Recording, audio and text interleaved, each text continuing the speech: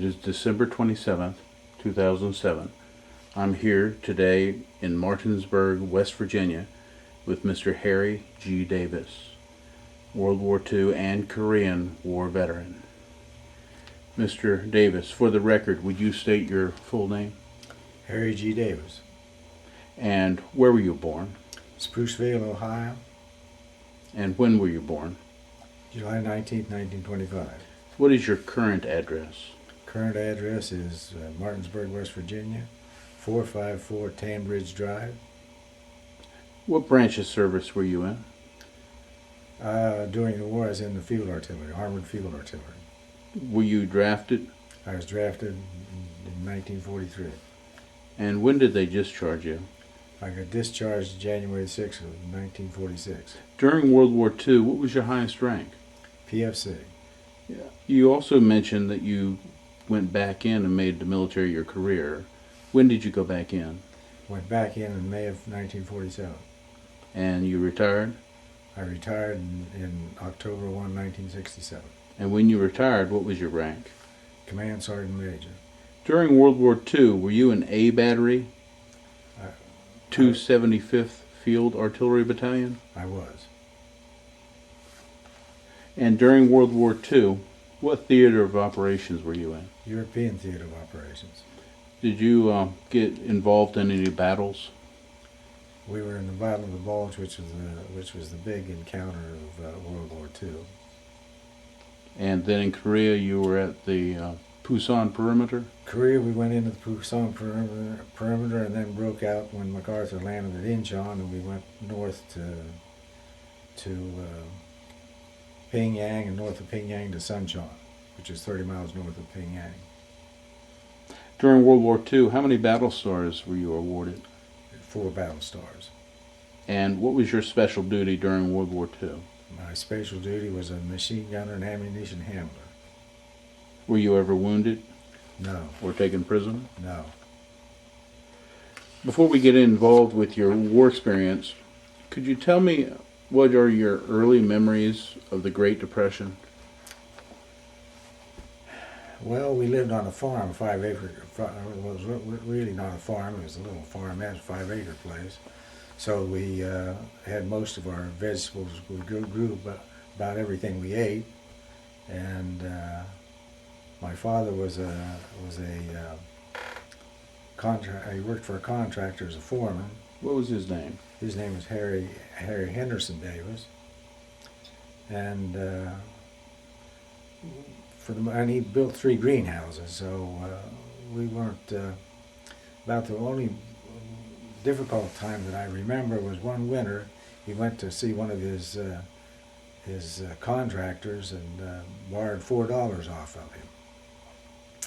And with that $4, with a dollar he spent on a gallon of oysters. So you can see the price of oysters were very reasonable in those days. Money was hard to come by. Who was your mother? My mother was Mary Keeley. Did she stay at home and raise kids? She died in an accident when I was about 2 years old. So you don't remember her? Don't remember. Did your dad get remarried? Later on, I suppose, well, she died about 27. I think he remarried in 36. So 36 or 37. So you were only about 12 when he remarried. Yeah, about that age. My grandmother lived with us. In those days, you didn't. The old folks didn't move into a retirement home. They lived at home with their sons or daughters, and so everybody had. Generally, there was probably about 3 generations of folk living in one house. So you remember your grandmother? I do remember my grandmother. Yeah. What was her name? Anna Davis was her name. Poland was her maiden name.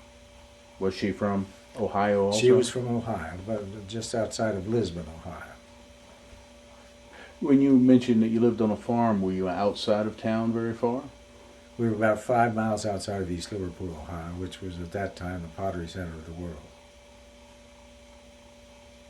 What was the earliest job you remember doing on the farm? Oh, weeding in the garden. And planting the garden and those sorts of things. And you always, Well, during the business of the greenhouse, you were always out trying to bring in some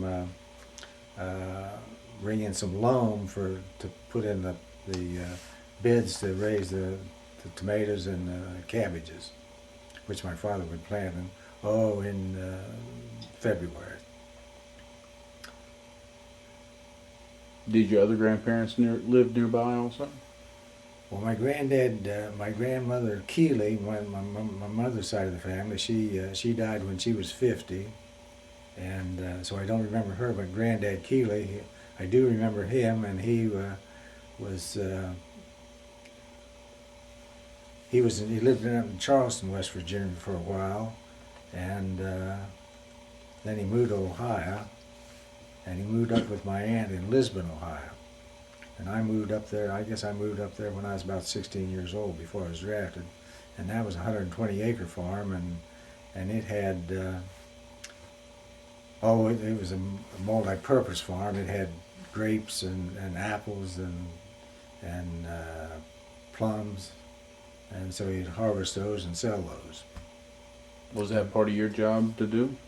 Well, yeah, you were always out. You were busy. You were always busy. You know, you get behind a team of horses and drive a team of horses and mow grass and mow hay, really, alfalfa and or Timothy hay, and mow it down and then rake it up when it was dry and take it to the barn and put it in the hay mow. Did you have brothers and sisters? I had one brother, and this period I'm talking about, I lived with three cousins, Hildebrand children. The oldest was Eleanor, and the other two were Bob and Francis. How close were you with your father? I wasn't too close with my father. He got remarried, and did that seem to upset the family any? Oh, I don't know that it upset the family. We didn't get along too well, and so we moved up with my maternal aunt, who was a school teacher. Talk about school. Do you recall going to grammar school? Went through grammar school, all 8 grades in one room.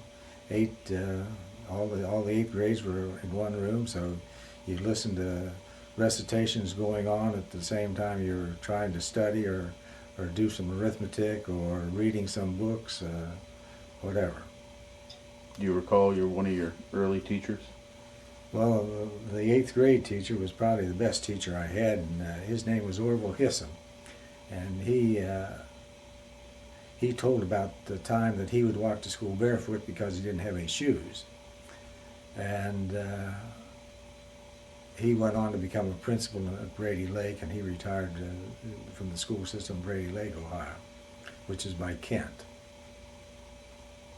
When you started high school, were you very athletic?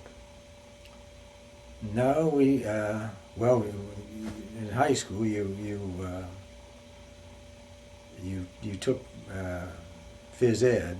That was one part of the curriculum, and so you stayed. You were active, and you didn't put on a lot of weight because you were always running around doing things. What were you good at? Reading. And I wasn't bad on the farm. I could drive a team of horses and those sorts of things. And I don't know that I was good at anything until later years, probably. So you liked to read a lot? I did. I read a lot, and we did dismounted drill after the war started, and we were in Lisbon High School. The American Legion taught the students, the men students, the boy students, taught them dismounted drill, and it taught all 4 grades in high school were taught dismounted drill by the Legionnaires, and we cut wooden guns out of in the shop. We cut them out on the bandsaw, and used those in dismounted drill, and some of us were very proficient at it. And later on, when I was drafted, a a guy that I was from Lisbon. We were both in the same unit at Fort Sill, and so they were teaching us how to drill. Of course, we all knew it. We knew how to drill there, and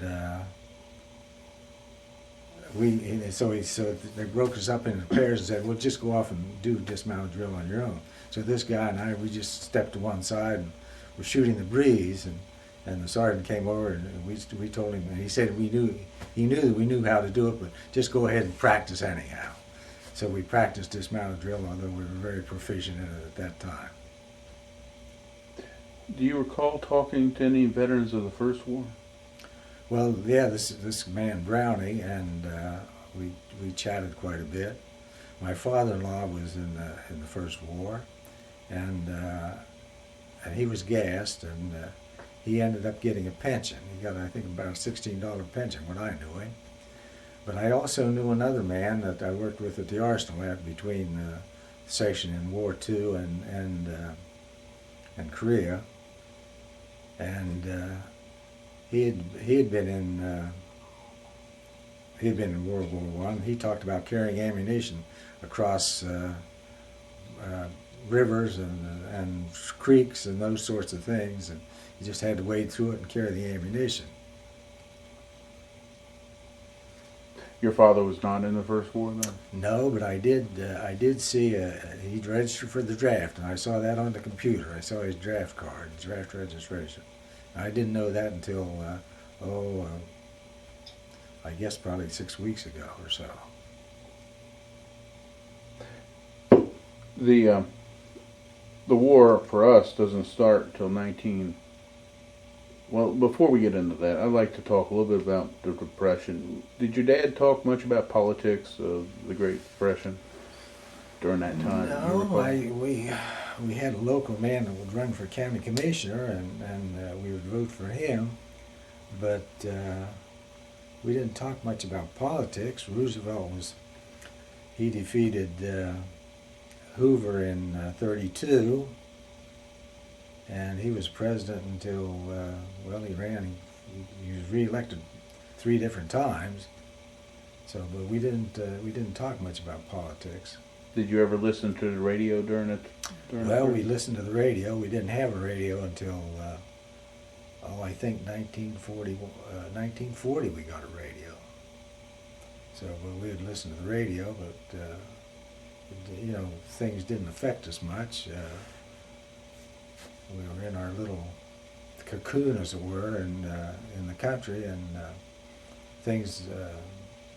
I don't remember my father talking about politics at all. How about government relief, like the CCC or the WPA? Do you recall that happening? I knew people in the WPA, and as my dad was a road builder, and he was a contractor on highway jobs. And he was under the PWA, the Public Works Administration, rather than WPA. And of course, the contractors would get contracts from the government or from the state. And they'd be out building highways, resurfacing highways, and those sorts of things. But politics was. Nobody talked too much about politics in those days. Did you ever consider working for your dad in the contracting business as a laborer, as part-time? No, I never give that a thought. I'd go out on some road jobs with him, and since he was the foreman, and I'd carry some water for the people working. I'd go, make accommodations with the people along the route of the highway and go to their pumps and pump water out and carry the water around to the guys who were busy working, pouring road concrete and culverts and those sorts of things. You remember your first car? Did you get one before the war? No, I was only 18, and my first car I bought after I came back from Europe in 1945. We came back, and so I had to have a car, and so I went out and scouted around, and I ended up with a 1936 Ford. Well, on 30-day rehabilitation leave in 1945, and it was a 4-door Ford, looked nice. Didn't have hydraulic brakes. It had it had mechanical brakes, which are just terrible brakes to try to stop a vehicle with. And the only thing is that they took advantage of me. They sold me a car that had a crack in the cylinder wall. This V8 was a V8, and one of the cylinder walls had a crack in it, so it let water drip through, and water dripped down onto the bearing, and the bearing would go out after you drive a few miles, maybe 100 miles or so, and the bearing would go out. So I spent some time in the garage in Ravenna, Ohio, or Edinburgh, Ohio, on that leave tearing the thing apart. And once I pulled it apart, why the guy would, the mechanic, he would then take the time to put the bearing back in, the new bearing, and I would put the thing back together. I'd put the pan back on and put some oil in it, and we could run it. But I think that I suppose I spent 3 or 4 days doing that during that period. I think that bearing went out about 2 different times. So I didn't get rid of that car. I ended up, probably I put another engine in it. And then my uncle, when I went back in the Army, I went back on, in 45, I went back to Fort Leavenworth, or Fort Indiantown Gap. No, not the Gap, it was Indianapolis. The Camp Atterbury was where we got our leave from. And I went back there, and so my uncle took the Ford over, and I think we had to put another engine in it because it was, that bearing would keep going out. But he got into an accident in Akron and tore the front end of the car up some, but he was able to chop a fender off of it and drive it. But I got rid of the Ford. That was my first car. Can you tell me about your feelings toward Germany before we entered the war? I probably didn't have any feelings at all, one way or the next. I was pretty ticked off at the Japanese for bombing Pearl Harbor, and when that happened, I was ready to. I was probably about 16 at the time. Do you remember where you were when you heard the news? We were at the farm in Lisbon, Ohio, with my aunt and uncle, and I said, "Well, I'm going to the West Coast," and my uncle said, "No, you're going to stay here," and they were pretty adamant about me staying in school. And he said, "If they invade the West Coast, you can go on out there," but of course the Japanese didn't have the manpower or the transport to do that. How did you hear the news? We heard it, well, we were, my aunt and uncle had gone to church, and the only radio we had was in the car. It was in a 37 Ford, and they were driving home from church, and they heard the news on the radio. And of course they came and told us, and everybody went for the Atlas to find out where Pearl Harbor was. Had you never heard of it before? I'd never heard of Pearl Harbor. Of course, we knew of Hawaii, but never heard of Pearl Harbor. And I don't know that we even studied it in school. Of course, it was a Navy base, and so nobody was in the Navy, and we didn't know of it at that particular time. But we soon learned where it was. Who was your best friend before the war? Oh, I suppose Ronald Williams was one of them, and Harry Smith was another one. They were both went through elementary school with me. Did they seem to be excited because the war started also? Well, everybody was exercised about it. Yeah, they were. I think, of course, I didn't. They were down by East Liverpool, Ohio, and I was in Lisbon at the time. So everybody in Lisbon that I knew was excited about it. Yes. Had you ever joined the Boy Scouts before the war? I was in the Boy Scouts, and I was in the Boy Scouts in East Liverpool. But when I moved to Lisbon, I didn't remain active in the Scouts.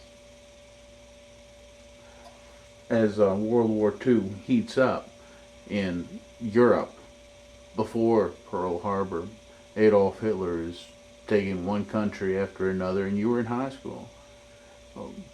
Did you hear anything about how he hated Jews and how he was trying to take over the country at that time? we didn't pay much attention to those sorts of things because, well, it didn't affect any of us. You know, we were all, I think we were all at that particular time when it may have been before Pearl Harbor, and we noticed the business in the newspaper and followed the war, but we didn't, the war in Europe, but we didn't, it didn't seem to affect any of us. You said you were a reader in high school. You liked to read. Any particular type of reading you like to read? Well, I read a lot of Pearl Buck's works, and she, by the way, is a native of West Virginia. I'll put that plug in. And of course, that dealt with the Orient, dealt with China, and probably another reason that I read her works was they were nice and thick, and you had to give oral book reports through the year in English, and then one written book report. Well, I was pretty good at giving oral book reports, and the bigger the book, the more pages it had, and of course you got more credit for the big books, and so that's what I stuck to.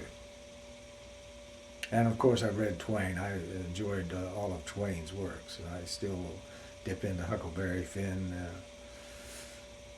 every now and then. Every 4 or 5 years I may read Huckleberry Finn. The war starts, you told me where you were and how you heard about the news of Pearl Harbor. The first 6 months of the war, for us, we were losing. One place after another in the Pacific. England was barely holding on. Did you, as a 16, 17-year-old high school student, participate in any patriotic activities here on the home front? About the only thing we did was we collected, tin cans and aluminum cans, and would take them down to a big pile in the square in Lisbon, Ohio, and deposit them. Did you get paid for that? No, we didn't get paid for that. We just carried it down there and put it down there, and then they'd ship it off and melt it down and reuse it. Did you go to the movies much? Yeah, we'd go to the movies, and we went to, Gone with the Wind was a big one in those days, and we saw that, and saw some Bob Hope and Bing Crosby movies. I can't recall any of the names of them. Well, on the road, Hope and Crosby made a bunch of film called, they were on the road, I don't know.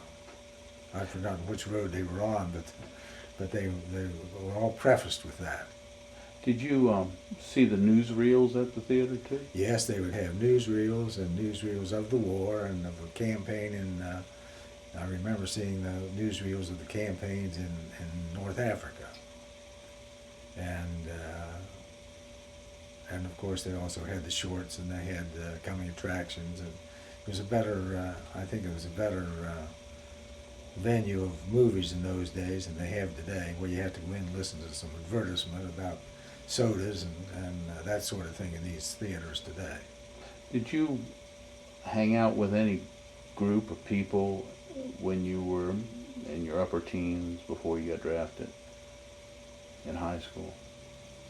No, I don't know. I didn't hang out with any. Well, we did have we had what they called a teen club, and we would go to that it was open on, I think, Friday and Saturday nights, and occasionally, and it was manned by the students, and I think that there was a teacher there also kind of supervising, and it was in a storefront in Lisbon, and you could buy sodas in there, and you could buy hot dogs in there, and I don't know that they sold hamburgers. Buy a candy in there and listen to the jukebox and that sort of thing. Did you have girlfriends? No, I was girl shy. Girl shy. Girl shy at that particular time. Although I'd talk with them and we'd talk together in class and that sort of thing. But I took my cousin out. I'd take her to a movie now and then. When you lived in Lisbon, were you still out on the farm? Yeah, that was a 120-acre farm that we were on. And how far away from town was that farm? That was about about 2, maybe 2.5 miles, and you could walk to the movies and walk home, and so it was easy to get to town, easy to get back from town. Were you a hunter or fisher? In my later years, I've hunted and fished, and was never any good at hunting. I guess the only time I really did any hunting was I took my son and a friend hunting in Alaska.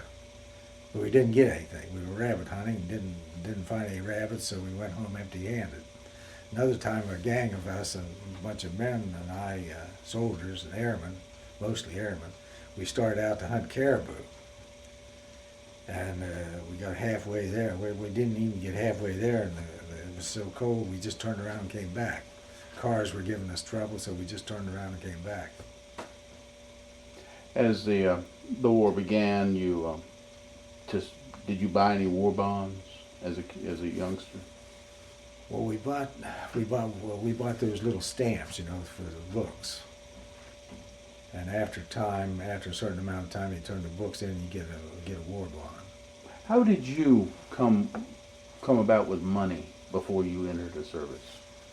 Well, when I went to live with my uncle and aunt, we were just farming. And well, my aunt she taught.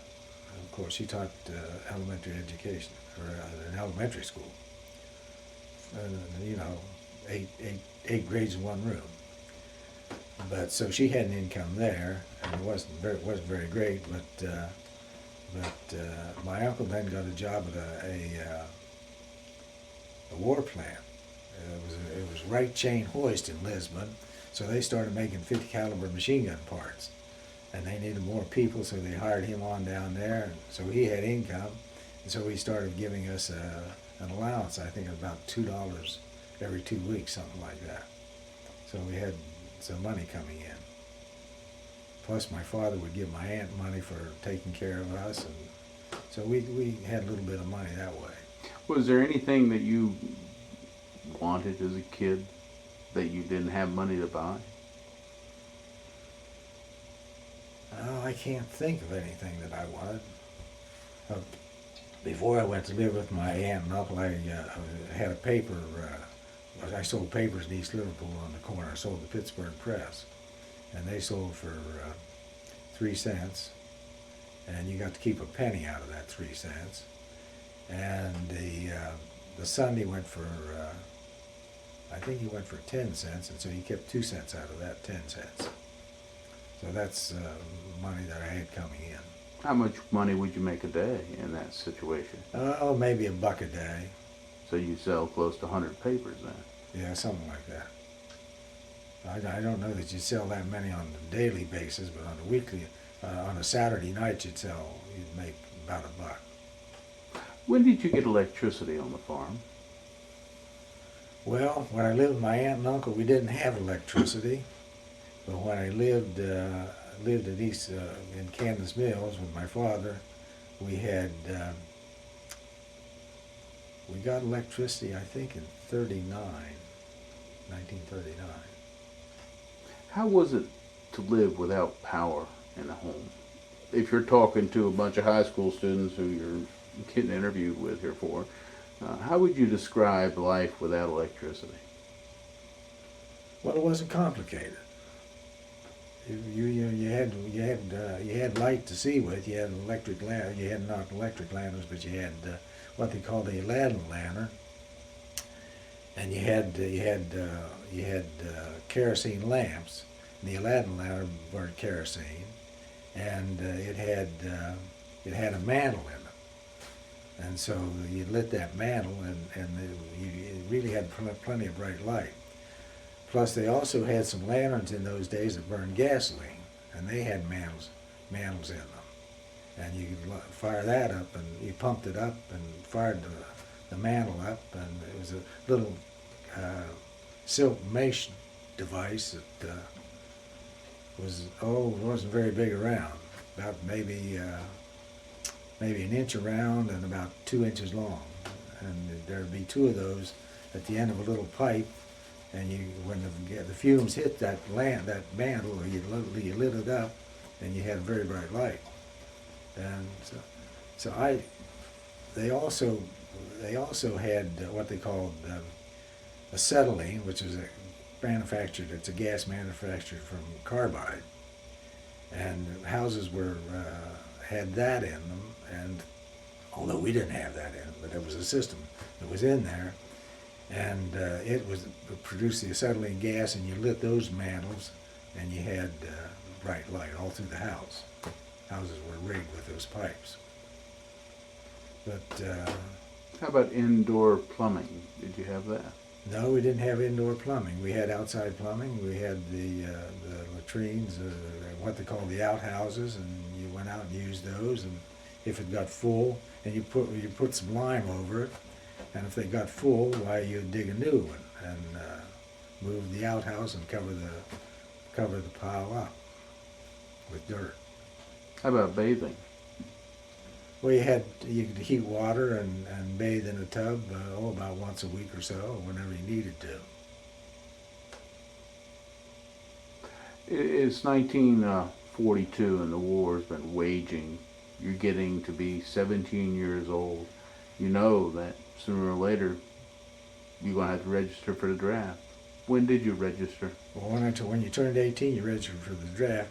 But everybody's anxious to go. You know, I was in high school, and I was tired of high school, and I was anxious. I was ready, and so I registered when I was 18, and couldn't wait to go. Were you already graduated by that time? No, I hadn't graduated yet. I lost a year when I transferred from East Liverpool to Lisbon, and so I didn't have enough credits. It was a problem, but I got the diploma while I was in. I guess I was still in basic training. No, I was out of basic training. I was at Campbell, Kentucky, and when the graduation day came around, and my aunt was able to go up and get my diploma and get her son Bob's diploma at the same time. So you didn't actually go and shake the hand of the principal and get the No, diploma? I was delighted to be off in the Army.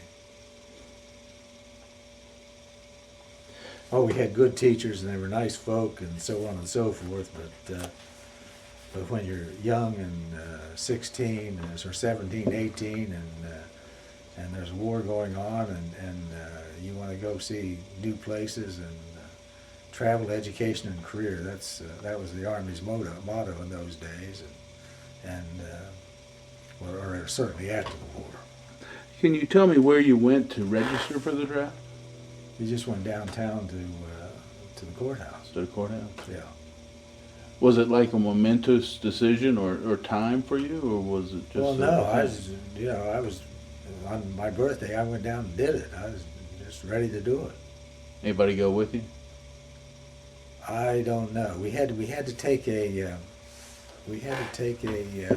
blood test, and I think it was probably the same time that we took the blood test. And I never had a blood test before, so I think my uncle was with me, and we went up to the doctor's office, and he tried to draw the blood out of me, and I about passed out, and he didn't get as much as he wanted, but he got enough.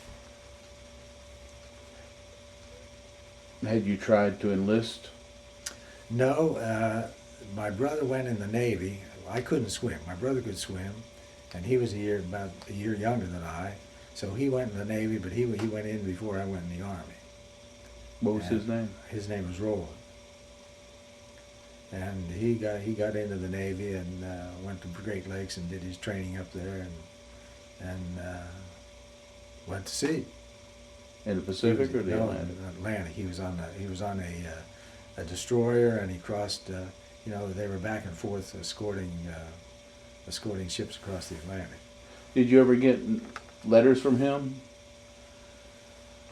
Well, I think he was probably like I was, just didn't care or didn't write very often. But we did get some, we get the odd letter or the odd card from him. The war is raging out of control with the submarines doing their business in the Atlantic. Did your aunt, uncle, and father worry about this? Well, they were probably concerned. I'm sure they were concerned about us. But they didn't make it known to y'all? Well, I don't know that they did that, no. As the time came closer and closer, how did they notify you that it was your time to go? Well, they would send out a little card. Your friends and neighbors. I've forgotten the exact wording, but that you were report for duty at such and such a place to go for a physical, and so he'd go do the physical, and we went to Cleveland for the physical. When you say we, all the group that I went with from Lisbon, Ohio. There were some fellow classmates. There was probably, there'd be a busload that they would take up to Cleveland, go through the physical. did you know these people then? I knew some of them, yeah. Didn't know all of them. So, they were different ages. At that particular time, they were drafting people from 18 to 38. So there was older people in that group that we didn't know at all. But there was, there was several high school people that I did know. When you took the physical, were you physically fit? Physically fit, 1A. But there were some strapping examples of manhood that were 4F, which amazed me. They just looked healthy, but they were 4F. I don't know why. They could have had a heart murmur or colorblind or something like that. What type of activities did you do during the physical? Well, they give you the color test and the listened to your heart and took your blood pressure, and it wasn't anything difficult that I remember. Did they give you shots also? No, didn't get any shots. You didn't get any shots until you were called to active duty. So you took your physical and then you went home again? Yeah, you took the physical and you had 3 weeks to go home and clear up your affairs, get your affairs in order. Of course, I didn't have any affairs to get in order, but my aunt kept me in school. They made me go to school I got 1 day off, and I was able to go off and see some friends in East Liverpool, and that was it. I stayed in the school for the 3 weeks. When you got notice to report, where did you go? Well, they took us to Fort Hays, Ohio. And we went down there. We went by bus to Salem, and then they put us on a train and sent us down to Fort Hays. What did you do there? Down at Fort Hays, we spent 6 days down there processing, drew the uniforms, and got shots. Was there any incident that happened your first few days in the Army that sticks out in your mind today? No, they got us up early at Fort Hays. That's all I remember, well, we also lucked out down there. Sometimes the barracks would be too full, and they would march us downtown to a hotel and put us up overnight in a hotel. And then they'd march us back up to the post the next day. It was probably a 1.5 mile hike down to the hotel, maybe. And that was kind of a little added attraction to the Army. Did you know anybody else when you went to Fort Hays? I did. I knew. Well, there were several of us that were down there that I knew, but I can't remember their names now. So you weren't feeling like you were a stranger to everybody? You had somebody you knew. Not at all. How long did you stay at Fort Hays? 6 days? Stayed there 6 days, and they put us on a train and sent us out to Fort Sill, Oklahoma. Now that's a long ways away. Had you ever been that far away before? No, I'd never been. And the fact of the matter is, I'd never ridden a train before. What type of experience was it? Does it stick in your mind? It was a great experience as far as I was concerned. We rode out there by Pullman and had 3 meals a day in the dining car, and courtesy of Uncle Sam. It's a good experience. Did you have a sleeping bunk? Yes, we had sleepers, and it was Pullman cars, and of course the old-fashioned Pullman car is not like riding Amtrak today. It's far more comfortable than the Amtrak is, and I must say that America has fallen badly behind the rest of the world as far as train transportation goes. The European trains are just first-rate, crack trains, and you can get one to anywhere you want to go today. And they run on time. And we have Amtrak, which has to share their trackage with the freight railroads. And what we need some first-rate trains here in America. I could go on and on about this subject.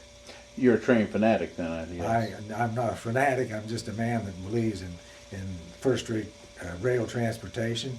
And the Europeans have built trackage that's dedicated strictly to transportation of passengers. And they run at 300 miles an hour. And the Japanese have done the same thing. And here these were our enemies.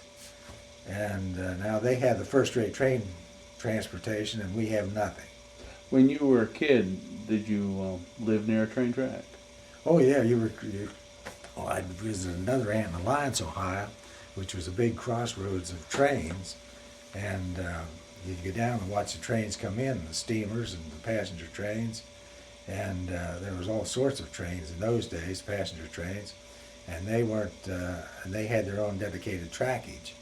And you could go wherever you wanted to go by train. Absolutely, any place you wanted to go. In the 20s in America, they had trolley cars that ran all over the state of Ohio, from one end to the next. In fact, you could go from one end of the country to the next by interurban trolley in the 1920s. So what happened when General Motors got a little money ahead of them, they bought up all of these trolley lines and put them out of business so they could sell automobiles. And that was the curse of mankind. Let's get back to how life was in first time out of the state for you at Fort Sill. How was that first day that you remember at Fort Sill?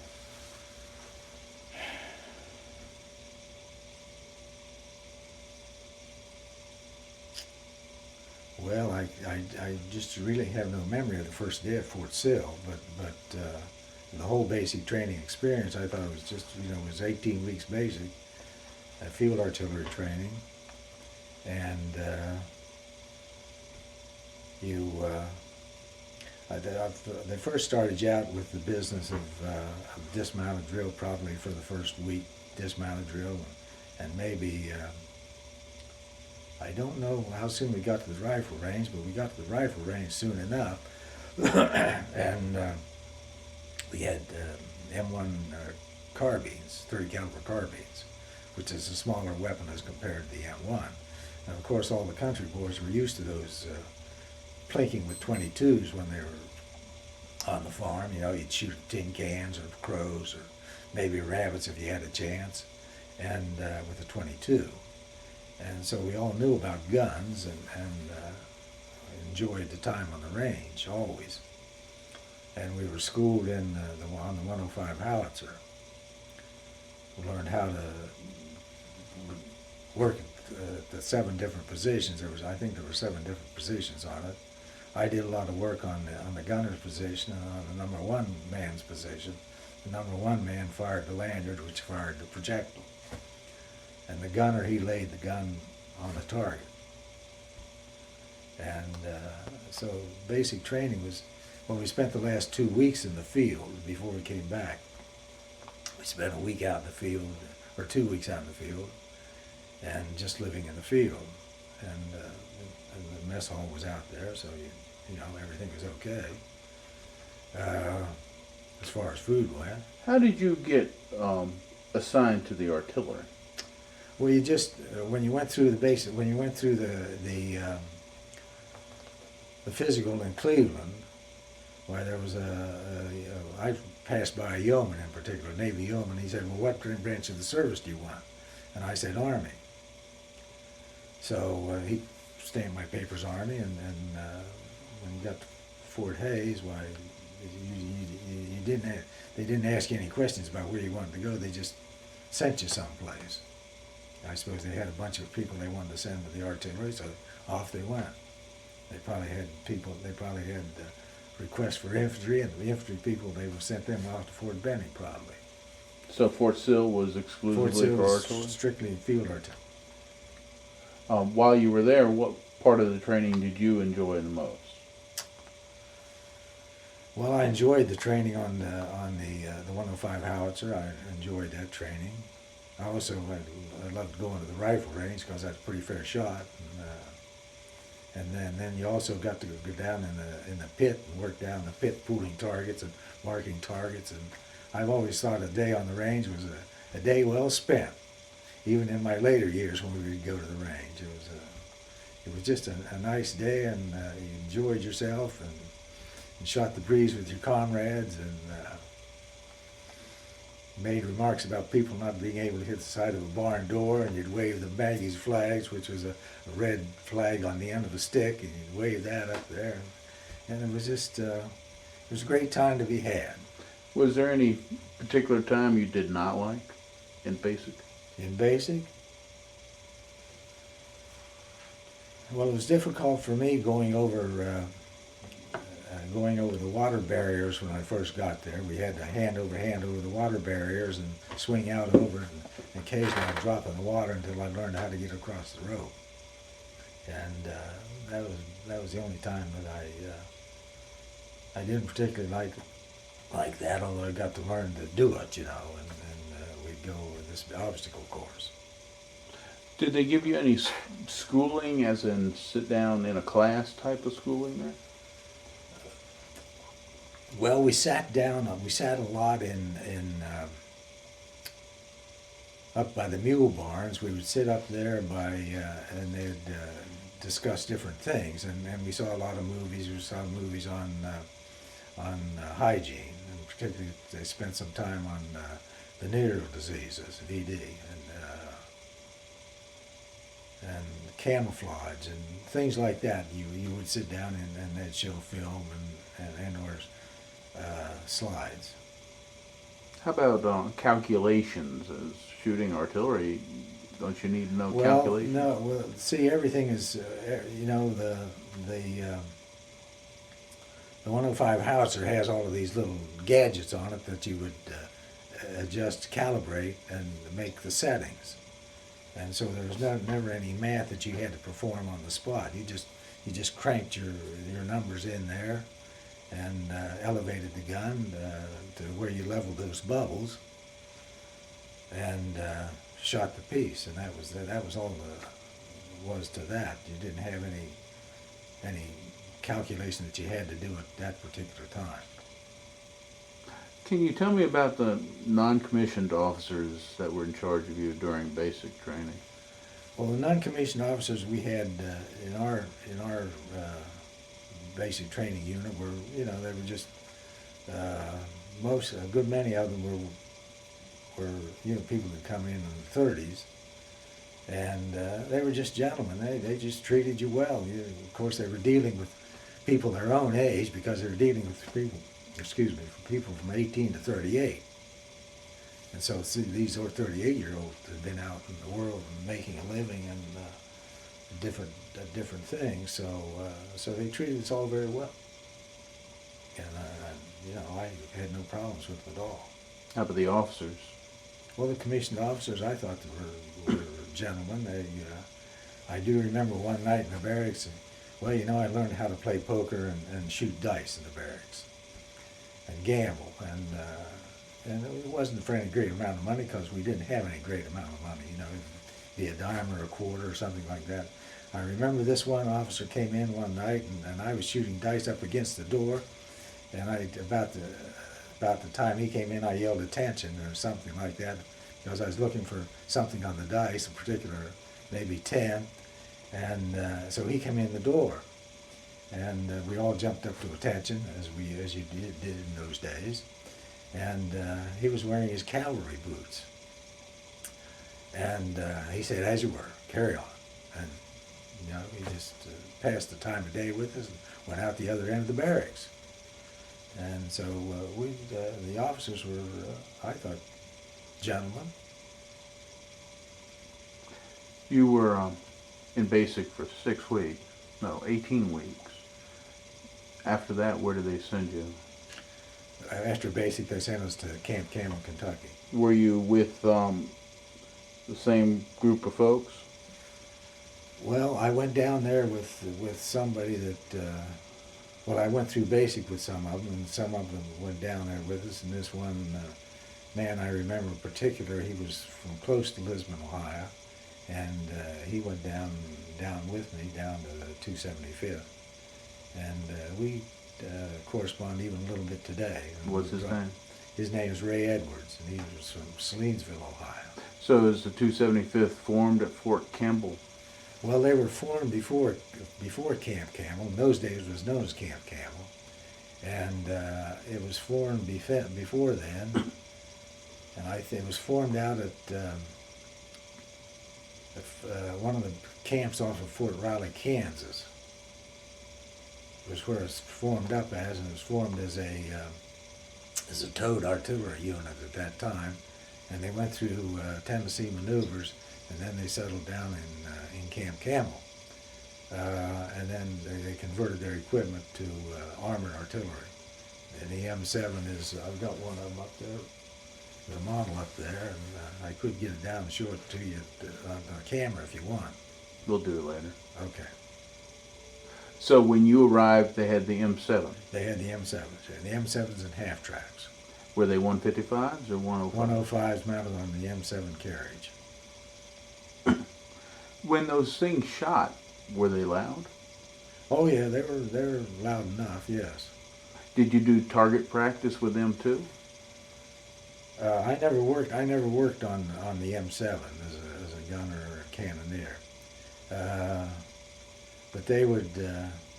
I think that I don't know that we didn't go out on the range with them down there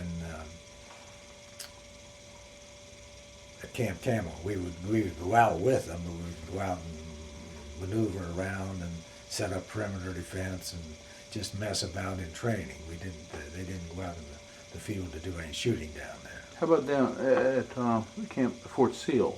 Did you do target practice with the cannons there? At Fort Sill, in basic training, you did. Well, I remember, and it's in the story here. I remember one day that I was out, and we were out, and I was the gunner for 26 rounds. We fired 26 rounds, and then I turned around and went over to the other side of the trails and fired as number one man 26 rounds. And that's where I got to pull the lanyard and fire the piece.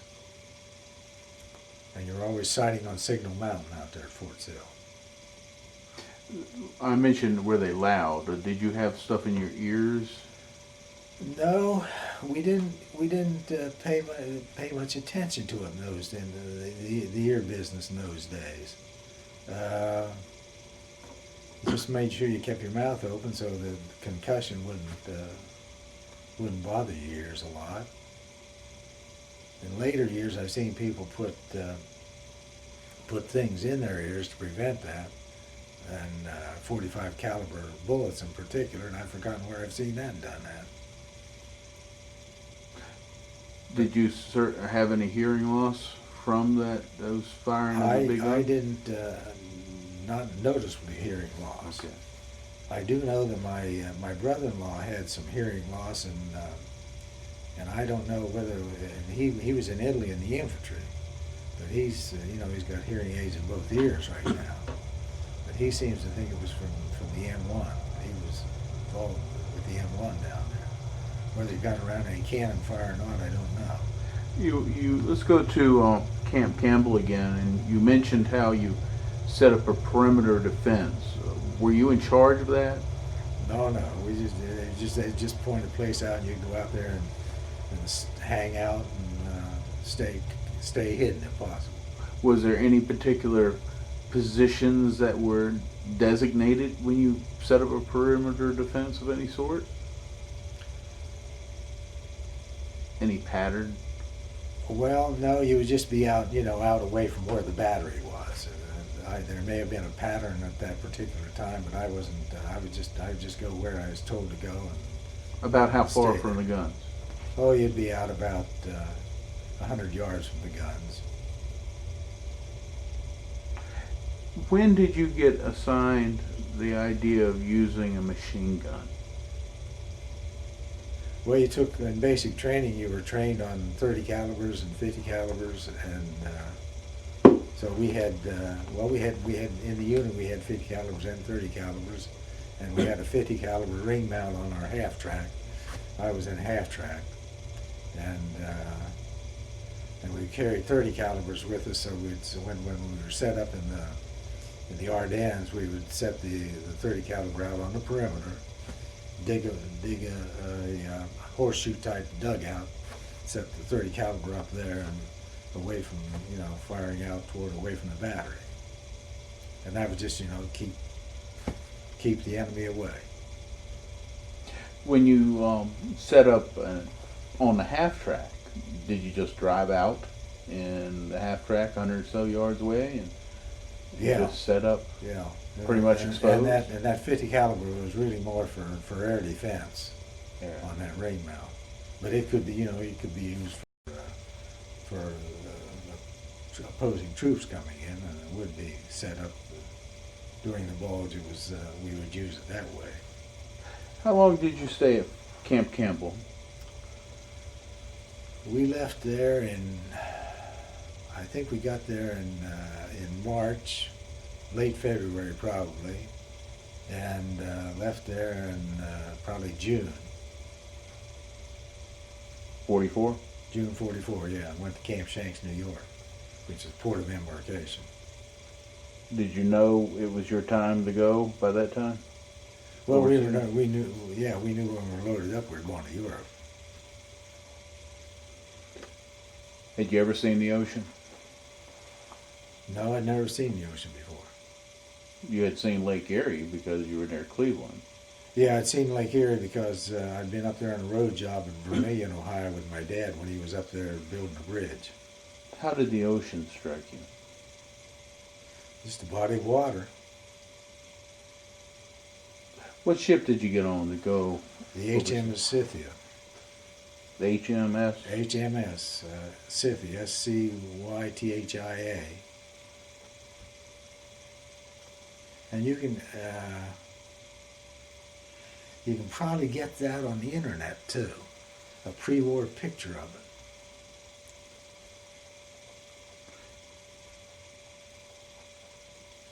it. As you mounted the ship, was it a large one or was it a small ship? Well, it wasn't too large. It was bigger than a Liberty ship. It had quite a few troops on it. It had been a liner before the war, and was converted to troop use. Did the guns go with you all when you got on the ship? I don't think so, because we didn't take the equipment with us. We left the equipment at Camp Campbell. We drew the equipment over there. So you didn't take any machine guns at all? No, we drew the equipment in England.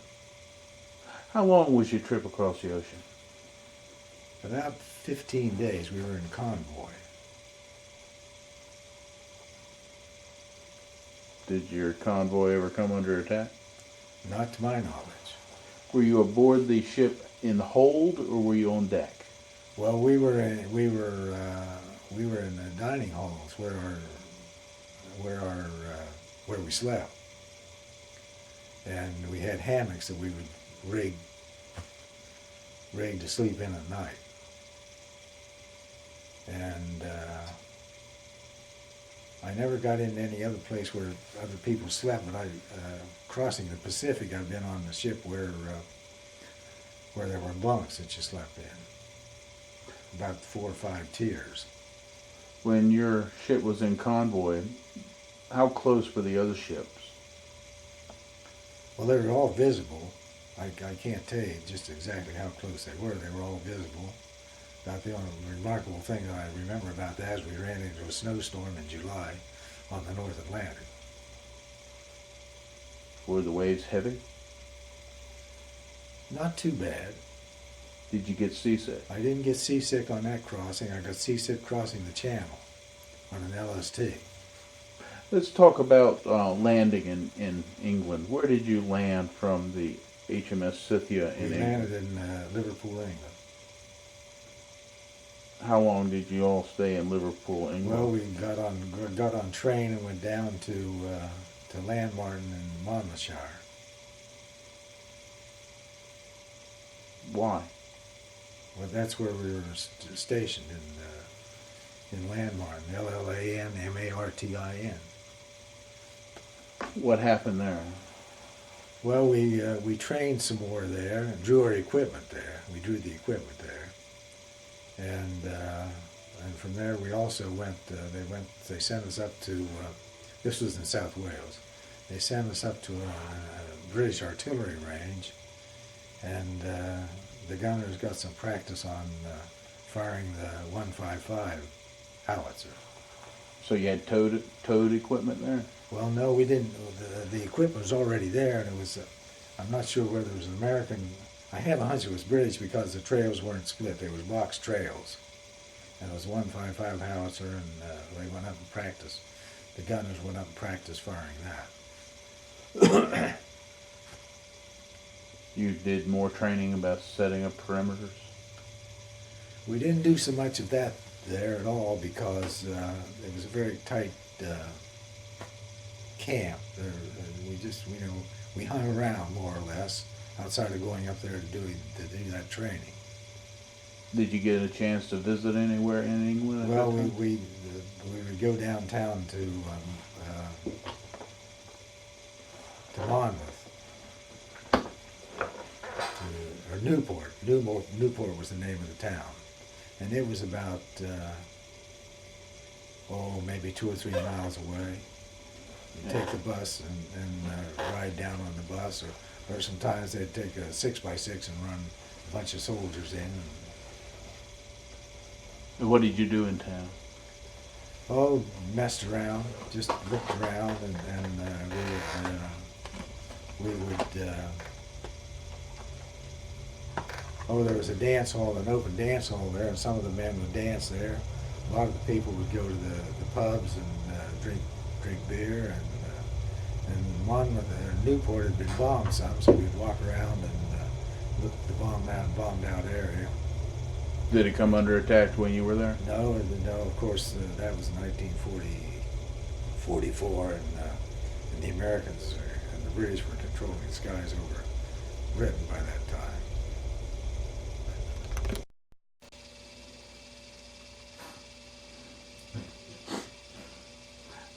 What do? You put this on a CD or a DVD? Yeah. You burn it to a DVD? Yeah, and also online, so you can see it there too.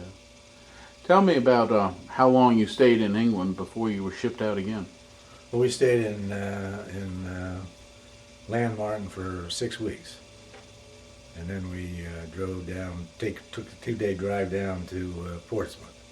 Now, you stayed in this place for a long time. Did you, besides going to town at one time, did you get to go to London or anywhere else? No, we didn't. I don't know of anybody that went to London from there. It would be a pretty good hike from South Wales off to London, and I don't know that anybody got any passes there, except to go to town at night. Did you all hear any airplanes come over? No, of course by that time, this was just before September. It was August of '44. The skies were, the Americans and the British had control of the skies over Britain. Did you ever see any air armadas going off to bomb Germany? No, most of those airfields were off in East Anglia, which was considered the east of us. Was the equipment that you all issued top notch? Yeah, it was brand new equipment, never been used before. And in fact, we had to take cosmoline off of some of the machine guns, and we carried our carbines with us. So the carbines were about the handguns were about the only thing that weren't issued new. Well, you were there in 6 weeks. Operation Overlord had went off in June 6, 1944, when you were on the boat coming across the ocean. Were you? Well, they had gone before because we didn't leave. We didn't leave until July. I think it was July the 2nd or 3rd out of New York. So we knew of the landing before we left the States. So the battle was raging and yet you weren't at the front. Were you itching to get into battle? Oh, I don't know that anybody was itching to get into battle. It's just matter of factly, we were there waiting to move someplace, and we were in England, and we knew we'd be going to France, and we just killing time until we went. So you weren't anxious necessarily? No, not anxious. I wouldn't say we were anxious at all. How about apprehensive? Apprehensive? No, I don't know that we were apprehensive. Of course, young people don't get apprehensive. Who was your best friend at this time in the battery? Oh, I don't know. I probably had 2 or 3 different friends, and Dougherty was one of the boys' last names.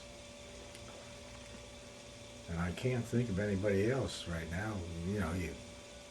Association with everybody. There were, there were guys who were 10, 20 years older than you were. 10 years older, definitely. You were transported to the south of England? Yeah, what we did was we drove the equipment down, the M7s and the half tracks. We just got on them and convoyed down there and stayed overnight halfway down, and at I don't know what you would call it. It was just pulled off the road, and there were buildings there, brick buildings, and inside you picked up everything was stacked in the end of the room. You picked up about 3 boards and laid them down on some bricks. And then on top of that, there was a corn shuck mattress that you threw on top of that, and you slept on that corn shuck mattress. And when you mentioned driving down across England, you were driving this? Yeah, well, I wasn't driving that. I was riding in a half track. I don't have a half track here, but this was the equipment that we had 6 of these in the A battery. It's got a 105 howitzer here, and a 50 caliber mounted on a ring mount here. And I had a crew of about 5, a driver and 4 crewmen. Did you also have trucks? Yeah, we had 6-bys, but there would only be, I think we only had 1 6-by in the company, and that was the kitchen truck. And we probably had, I think we had 1 3/4 ton, and that was for the wire crew. Might have had 2 3/4 ton trucks, 4x4s. How did they transport and the probably ammunition? A Jeep or 2. How did they transport the ammunition? The ammunition was in a trailer on the back of this. Oh, okay. And service battery, that's all the ammunition we carried would be. The ammunition would be on the trailer back of this, and there'd be some inside the M7, and we may have had a trailer hooked to the back of our half track with the ammunition in it. But you were always resupplied. There was some service battery or a trucking firm, driven by soldiers. They would bring ammunition into you.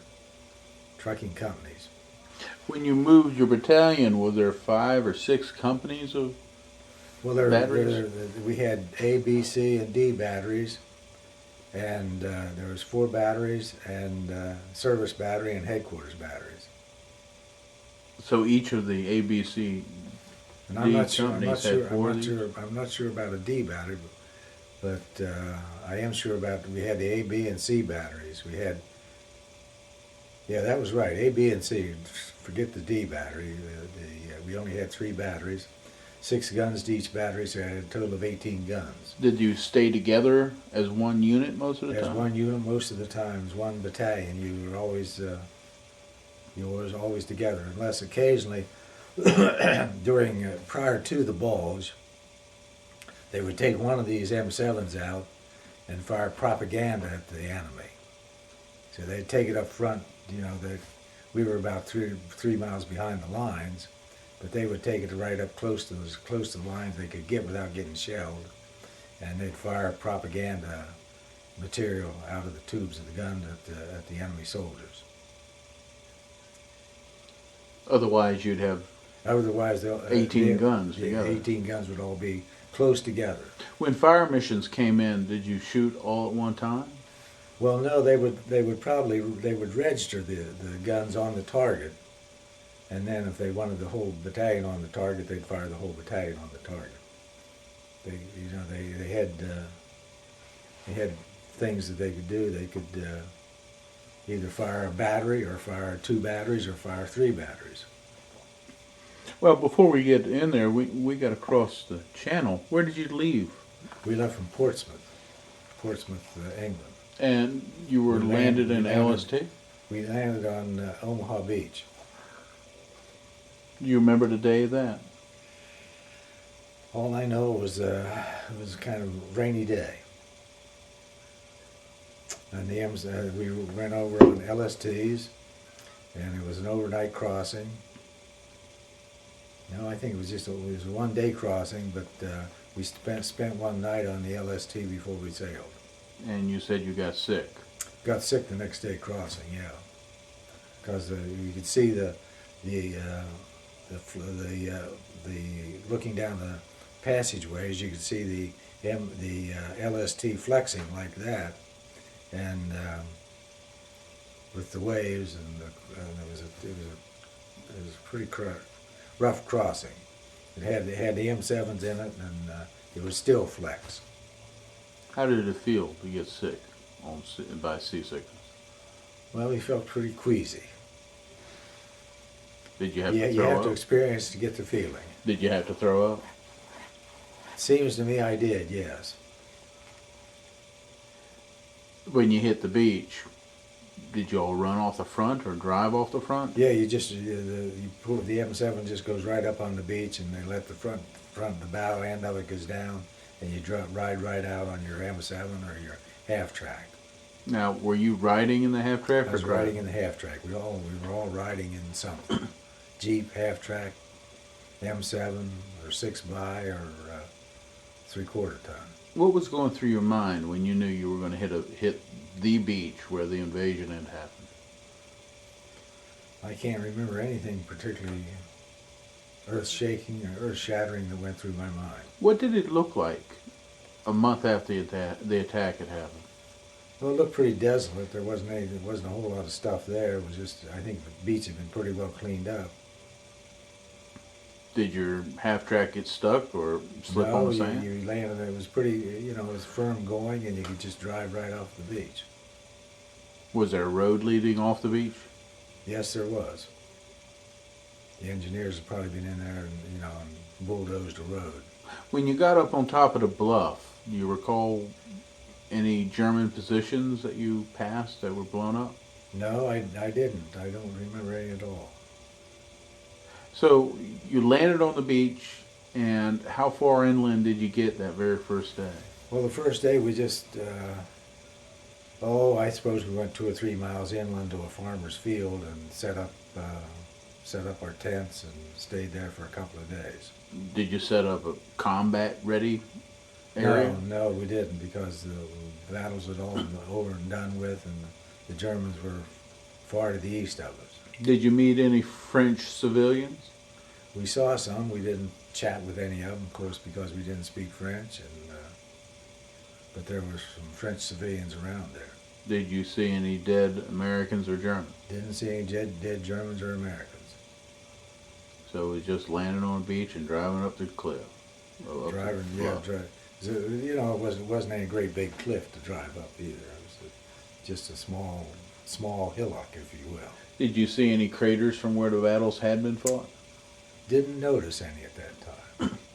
So you stayed there a few days, and then what happened? Well, we just got on we took off and drove inland, and we would stay overnight at different spots until we got down to Napoleon's old artillery park. It was by Reanes. No, by Rennes. It was by Rennes, Reenes. And we stayed there for 6 weeks. Just a lot of artillery in there, a lot of American artillery. We were just parked waiting to go to the front. Were you in tents again? Pup tents, we had our pup tents with us, and we were pup tents all the way. Were there any time that you stayed in a house or building? Not at that time. Later on we did. It's getting to be fall. How was the weather at night in France? The weather at night wasn't bad in France at that time of the year. Occasionally you get a little rain, but you was protected by with the pup tent. And it was no hardship staying in those tents. Of course, you're young and you're camping out, and it was okay. Who'd you share your tent with? I've forgotten, but we did. There was another man in there with me. Did you do any type of training at any of this time? Didn't do much training. Just waiting. Just waiting, yeah. Just hanging around, and if we had a chance, we'd trade for a. Somehow or other, I picked up a French rifle, 1898 model. And in fact, I don't remember what happened to it. But anyhow, I had it for a while, and I'd take it into the woods and shoot it. Just to shoot it? Just to shoot it to target practice. We were in the woods, and we were there with just a bunch of American artillery waiting to go to the front. 105 howitzers, 155s, 155 long toms. And you had the M7. And we had the M7. Don't know if there are any M7 units around other than us, but there might well have been. The war had shifted to the border between France and Germany by this time. Did you get a chance to go to any leave of any cities besides Rhine? We went one day. We went to Reanes, and that was about it. And we didn't do much there. We just, you just walked around, and there was villages as you walked to, in the close by this encampment. There was a village you could walk into and buy beer, buy schnapps, not schnapps, but Calvados and Le Cider, which is cider that's hardened cider. I've heard a lot about people who worked with the Nazis during the occupation. Did you see any signs of civilians who had been collaborators? No, I didn't see any of those signs. Of course, we weren't looking for things of that nature. How about entertainment? Did the Army provide you with any shows? Well, they did. They had, we would see a movie occasionally, an outdoor movie. There was different places that they would set up screens, and you'd go see an outdoor movie. And on the way back, I remember Camp Lucky Strike. We came back to Camp Lucky Strike, and they had shows there, and live shows of girls singing different American songs. The one song was "Don't Fence Me In." Some French girl performed that. But they had they did those sorts of things. But nothing before you came back, or heading back? Well, on the way out, we had those, and after the war, we would go into a city in Germany, and it wasn't Würzburg, it was Göttingen. We would go into Göttingen, and they would show movies inside a building, American movies, that you'd go into. Well, you were in reserve in Rennes. When did you head out of reserve? When were you attached? Well, we were probably there for 6 weeks, and then we moved up to the line. We went up through Luxembourg and went out east of St. Vith and set up near a village called Medendorf. Medendorf? Medendorf, Medendorf. And tell me what happened at Medendorf. Well, we were set up there for I suppose about 6 weeks before the Bulge started, I would think. Were you in What we did was we, static situation, the 6 M7s were up front, all lined up nicely just back of a crest of a hill, and had the perimeters set up, the machine guns set up out on the perimeters, built a mess hall out of logs, made ourselves some dugouts and put logs on top of it and a roof on top of it. And so we had pretty comfortably billeted once we spent a couple of weeks getting things in order. We all had room, there'd be about 6 of us in one of these dugouts, maybe 3 in another one. And so you're down, in case you got any counter battery fire, you were down out of the way of shells, which we never got any counter battery fire there. About the only thing exciting that happened there was, before the Bulge started, was we always heard about the V2, or the V2s. The V2 was called the buzz bomb. And we were always wanting to see one of them because they'd be flying overhead and flying through crowds, and we'd never get a chance to see them. Well, this one, I heard one coming, and I looked up and I saw it. And about that time, one of the howitzers went off firing a register shot, and the thing flipped. It was flying straight and level and flipped on the side, went crashing down into the woods. That was the biggest excitement we had around there for days. And so we all went down to the woods to look at it. Maybe got a little piece of souvenir and brought home with us, or started home with it. Never got it home, of course. But that was the most exciting thing that happened before the Bulge started. Did you see any German aircraft at all besides that? Never saw any, at that time. We never saw any German aircraft flying over our site. Had you seen any Germans at all? Had not seen any Germans at that time either. Had they even fired in your direction? We did not. When we were in that position, we didn't get any kind of counter battery fire at all.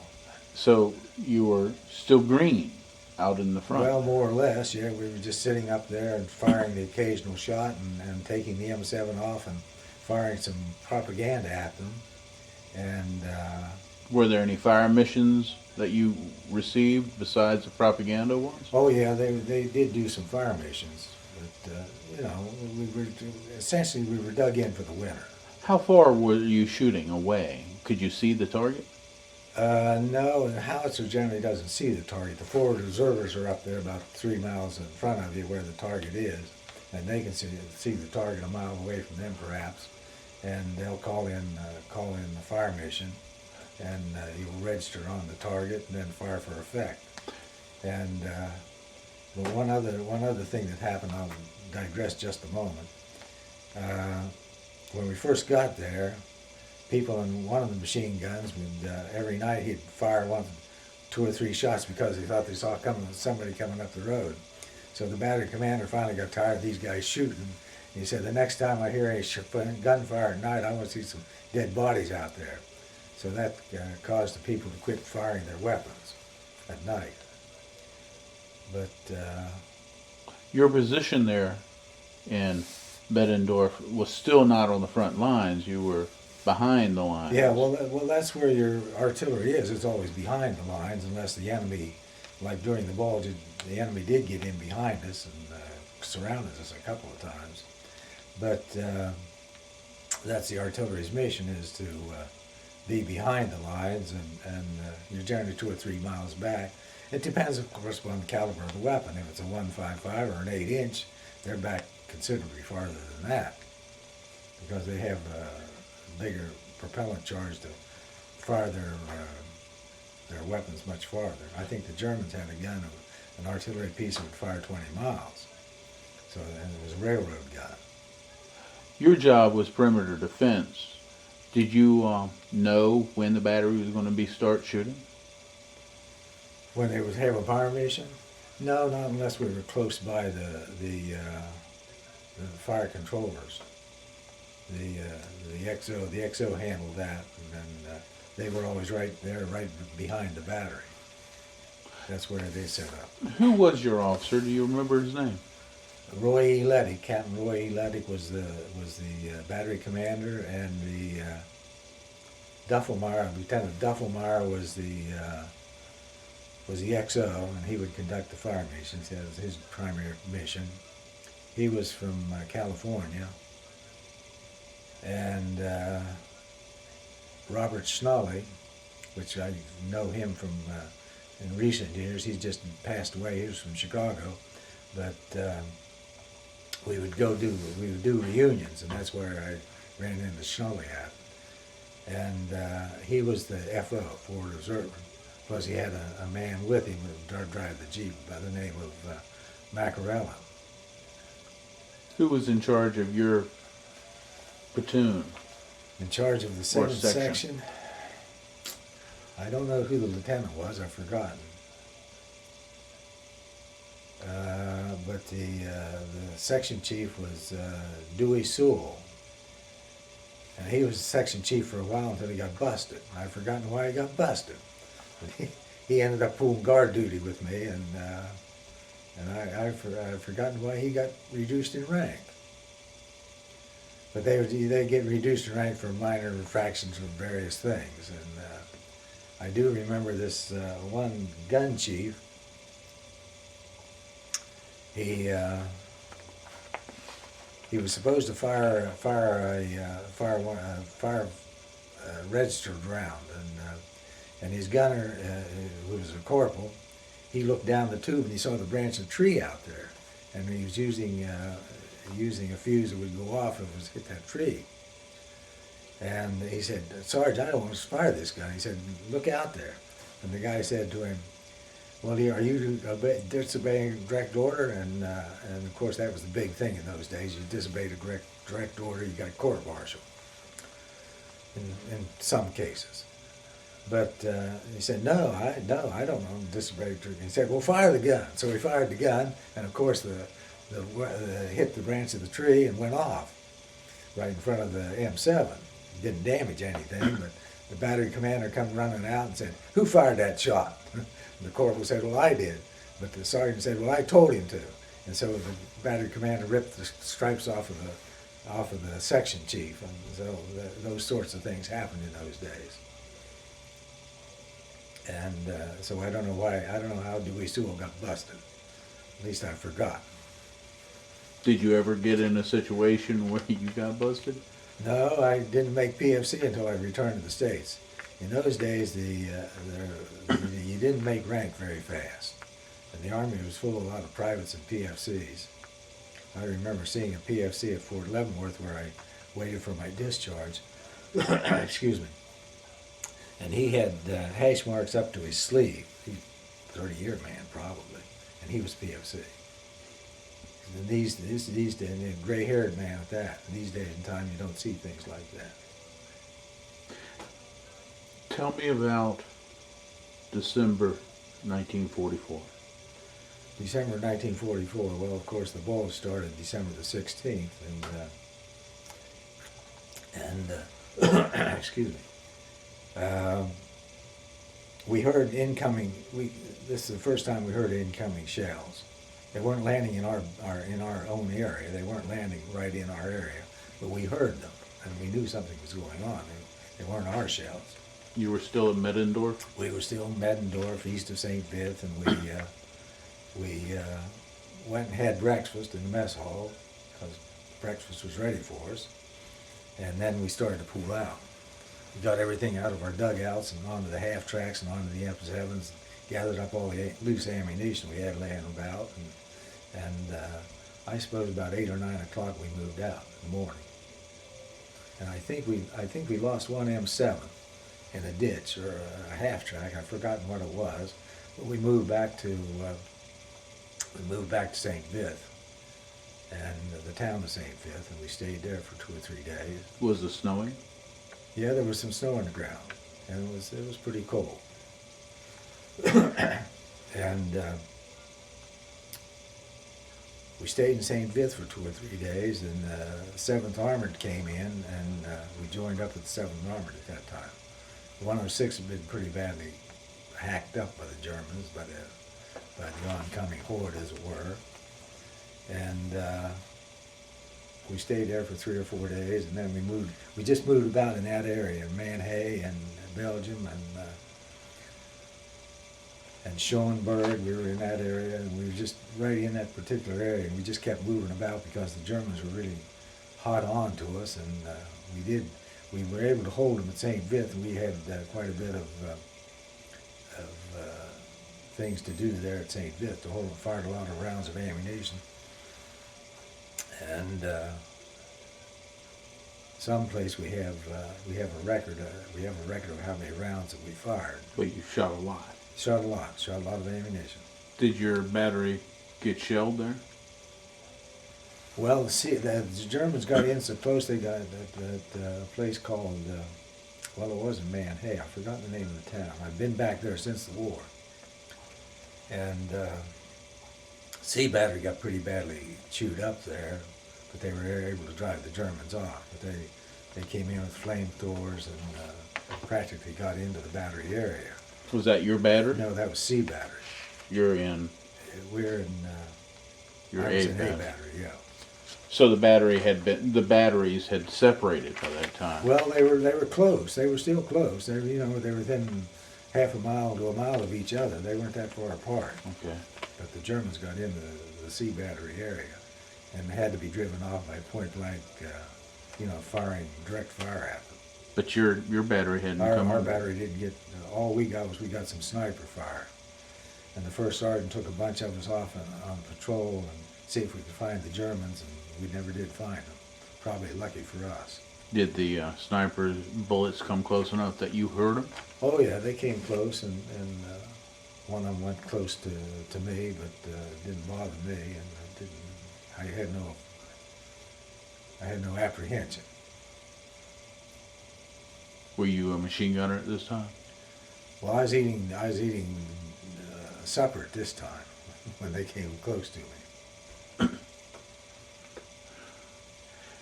Did you have to fire, or was there a fire mission onto the other battery's position that was being attacked? No, we wouldn't have called down. I don't think anybody would call down fire on the front of that battery, because they had their own M7s and they could certainly use it to good effect. Were you close enough to these other batteries to know people in the other batteries also? Yeah, some of the guys that I took basic training with were in those other batteries. I correspond with one of the guys that even today that I met him at a reunion, and so I didn't know him at that time. Did you see any German tanks at this time? We saw German tanks knocked out. We didn't see any German tanks rumbling toward us. Had you saw dead Germans by this time? During the Bulge, I did see dead Germans. I just saw dead Americans at the same time. The dead Americans were from the 28th Division, the Pennsylvania Division. That was a little bit later than that particular time that I'm talking about. What did you feel like when you first saw a dead enemy? Well, I didn't think too much about it. How about a dead American? Well, you just didn't think too much about it. They were dead, and you felt sorry for them, but it didn't dwell on me.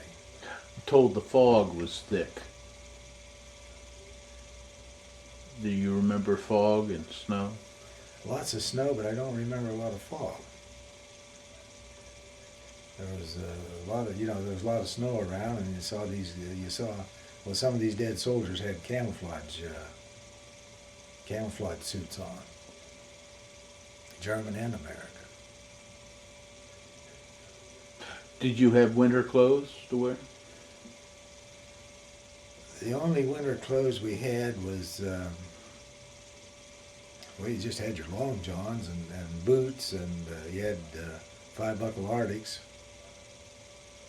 But we weren't as well equipped there, and we had 2 blankets, and we did have a blanket-type sleeping bag with a shell cover over it, but we weren't as well equipped as we were in Korea for cold weather. Korea, we had the mummy sleeping bag, and we were far more comfortable than Korea. When did you realize that your battery was being surrounded? Well, we just got that.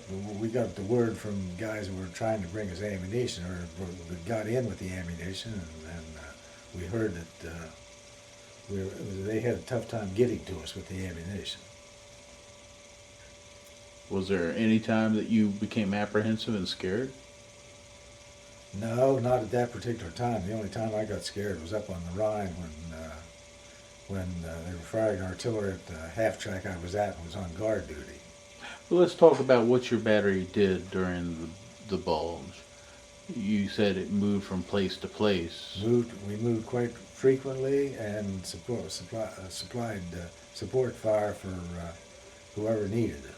And never at that time did you have to fire your machine gun in perimeter defense? No, we never. Nobody ever got close to a battery to where we had to use machine guns.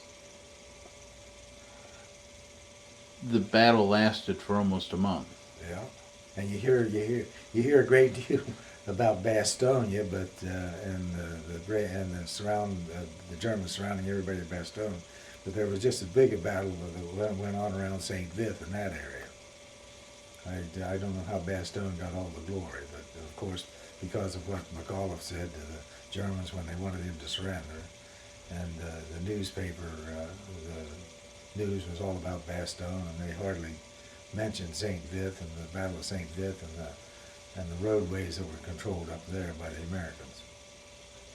So what was it like to be an American artilleryman in the Battle of the Bulge? You mentioned you were busy shooting, or at least shooting artillery. Well, us guys in the 7th section were outside of when we were on duty manning a machine gun. The rest of us guys in the 7th section was carrying always moving ammunition, 105 howitzer ammunition to the guns, so they could have ammunition to shoot. So that was just a lot of labor and intensive labor, and you stayed busy, so you didn't have much time for thinking about anything else. Did your feet get wet? Well, not so much, because we had those Arctics, those galoshes. I'm sure you've seen pictures of Patton wearing his 5-buckle Arctics. So we had the same thing, and so your feet stayed dry. I've interviewed a few other folks that were in the Bulge, and they mentioned the cold and how they got frostbite. Did you? No, none of us got frostbite because we always, we always had a little fire going someplace, and we stayed warm. When the battle started to turn and the Bulge got smaller and smaller, could you tell that we were winning? Oh yeah, we could. I mean, we'd get stars and stripes occasionally, and we also had radios in the half tracks, and you could get news on the radios. Did you see any German prisoners being captured? I think we saw some German prisoners. It's not like in Korea. I saw a lot of Korean prisoners. But you all didn't go out and capture any yourself? No, we didn't get involved in that at all. When the Bulge was finally over in January, your battery had fired the guns hot, I'm quite sure. Almost. Yeah, I don't know if they ever had to change any tubes in them. They may have had to change some tubes along the line someplace, but they would of course send them back to Ordnance to change them, or they might change them on the spot. But I don't recollect seeing anybody changing any tubes. When the word came across that we had officially won the battle, what went on in the company? Well, we were, you were just from the time the Bulge started, we kept moving, every 2 or 3 days, and occasionally we might sleep in a barn or in a house, and we were just, we were up in northern Germany by then, and we just kept moving. In January. Until the war ended. Oh, so from then on, it was a moving campaign, no more static position like at Middendorf. We were just continuous. We might stay one place for 2 or 3 days, and then you moved on. You mentioned something that happened on the Rhine. Could you tell me about when that happened? Well, that was before the war ended, which the war ended in May, and we were up on the Rhine. The weather was pretty decent, and visibility was great. The sun was shining. It was probably in April, and we were waiting to cross the Rhine. And we had the half tracks out in front of the battery, you know, and we had one of them out there. I was on guard, and 88 started firing on the half track, and it kept marching closer. You could see these bursts of sand kicking up in the air as it came closer and closer. Well, that's one time that I did get very excited. So I grabbed for a shovel to start to dig a foxhole. Couldn't dig the foxhole because the ground was so hard. And so I rolled underneath the half track, figuring the half track would provide me with some cover. Because, you know, once you put on guard, you can't leave your post until properly relieved. So I rolled under the half track, and by golly, they stopped firing at it. And so I was very thankful about that. And that was probably well, there was one other scare I had. Tell me about that. The other scare I had was I went down in the woods to go to the bathroom in another position. And a shell came whistling in and landed about 25 foot away from me. The impact of it picked me up and turned me around, and I dropped back down on my feet, but it shook me up quite a bit. And I forgot about going to the bathroom, and I went back to the battery. I suppose that was, well, those were probably two counter battery. The only two times that I remember that we got counter battery fire was those two times. But that certainly excited me, that shell coming in. Dropped down into the mud, went well deep into the mud before it went off. Was there any time the Germans attacked your battery during the entire war? Not directly. They did, you know, as I said, during the Bulge, there were some small arm fires into the battery. But not later on? But nobody attacked us outside of those odds, you know, shelling. I don't, you know, why did the guy quit shooting at the half track? I don't know. He probably couldn't see anything because he thought he got it, you know, all the dust, or maybe they ran out of ammunition, or who knows why they quit firing. So during the whole war, you didn't really shoot your machine gun or rifle at anybody that you could see? No, not really. Was there any time you shot at things you thought was there? No, because I suppose I pulled guard duty at night, but my vision's pretty good, and I didn't see anything out there to shoot at. Well, you know, we did pull guard duty at night a lot, but you saw somebody coming up, you'd get the password from them, and that would be it. People would come, you know, the first sergeant and an officer would walk around and check the guards and make sure everybody's on their post and that sort of thing. How was the food there in the Bulge? The food was you know, it was good old Army food, and they got the rations and brought them to us, and I don't remember being short of well, if you didn't have the regular class the garrison ration of food that they'd pick up at the depot and bring to you, you would have C rations or K rations, which you could always, they would issue to you, and you always had some of those in the half track. So if you needed something to eat, you could get that sort of thing to eat.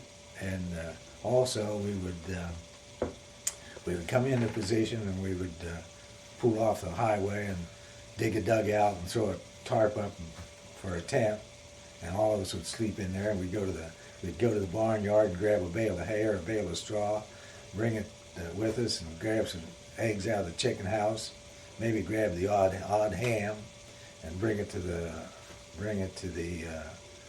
dugout. And we had a cook with us, and he got busted. He got busted out of the kitchen for some odd reason. I've forgotten what his reason was, but he would cook the chicken or cook the eggs, and so we'd have food to eat, and we were never hungry over there. I've been in Korea occasionally. We ran out of food in Korea, and well, I remember coming back from Suncheon when the Chinese came in. We came out of Korea, and we were on short rations for a little while because we had that drive down to South Korea. Was there any time that you ran out of any type of, or did not have enough bullets to shoot if you had to? No, we always had plenty of ammunition, and we always had. In Germany, we had Well, I had that French rifle for a while, and then I think I picked up a semi-automatic German rifle that I carried with me for a while too. So you always had your carbine and maybe an enemy weapon with you and ammunition for the enemy weapon if you needed, if you needed one. So you pick But we these never things up did. not necessarily as souvenirs, but as extra weapons to use? Yeah, just to have with you if you wanted it. How much space were you allotted in a truck for your stuff? Well, we had the half track, and we didn't carry any stuff. I see soldiers going someplace, going overseas in these days and times, and they've got a boom box and or a computer, and I don't know what all they carry with them, all sorts of creature comforts. Well, we didn't. There was nothing like that in War II. You just had what Uncle Sam gave you, and so you didn't carry anything with you. Maybe a pocketbook with you, something to read. That was about it. They would issue those to you over there. They would. I think about every month you got a box about this square full of pocketbooks, and the battery people distributed them. Anybody wanted to read a book, they got a book to read. What was your uniform looking like? Did you wear overalls of some sort? Well, we wore the fatigue uniform, and because we were in an armored unit, we had what they called a tanker outfit to wear, which was a zipper jacket and which was lined, and long pants that you pulled over your fatigues, and they were lined with an OD material. They're rather warm. They're pretty nice. Did you have some type of legging or boot? You used to have the leggings that you had in basic training, and then later on you got issued the boot that came up all above the ankle and had two straps on it, and you wore those. And on top of that, you had those 4-buckle Arctics if you needed those. And the half track, there were spaces underneath the seat you could stash stuff. So you didn't. In your picture here from World War II, it shows you in a Class A uniform. Did you have that while you went in the front? You had the Class A uniform with you, yes. Where did you store that when you had your Well, you fatigues? had it in a duffel bag, and the duffel bag they had. I'd forgotten about that. The duffel bags, they carried those on a 6x. So when you needed a Class A uniform or more uniforms, you went to Supply Sergeant, and he had the duffel bag for you, and you could get your stuff out of that. As the war started to wind down, did you ever get across the Rhine River? Yeah, we crossed the Rhine River, and the paratroopers, I don't know whether it was the 82nd or the 101st that was in our same area when we crossed, and they just dropped in there. And we crossed on pontoon bridges, and there were infantrymen standing shooting at objects floating down. They were afraid, that they were trying to float things down to blow up the bridges, so that these infantrymen would be shooting at these objects that were floating down the river. You recall where you crossed the river? Don't recall where I crossed the river at. No. Again, I'm sure it's on the website in my story. Did you cross on your half track again, or did On you the walk? half track, yeah, you're just we rode that half track until the end of the war, and until we went back to Camp Lucky Strike on 6x6s. Where did you end up in the war? We ended up in a place called Sangerhausen, which is not too far from Nordhausen, was where they made the V2s at. And that was in the eastern part of Germany. It's on that map right there. And that's where we ended up at. And but we came back. That was our farthest foray into Germany. But we came back to another town, and that's where we left from. And I've forgotten the name of that town. While you were in Germany, did you still have fire missions, and were you encountering resistance much? Not a great deal of resistance, because you come sweeping through those towns and there'd be white sheets hanging out the windows. So that meant they surrendered, and you just kept on going. I think the last fire mission was, I think it's right here on this map. Nuremberg, last fire mission on 20 April 1945.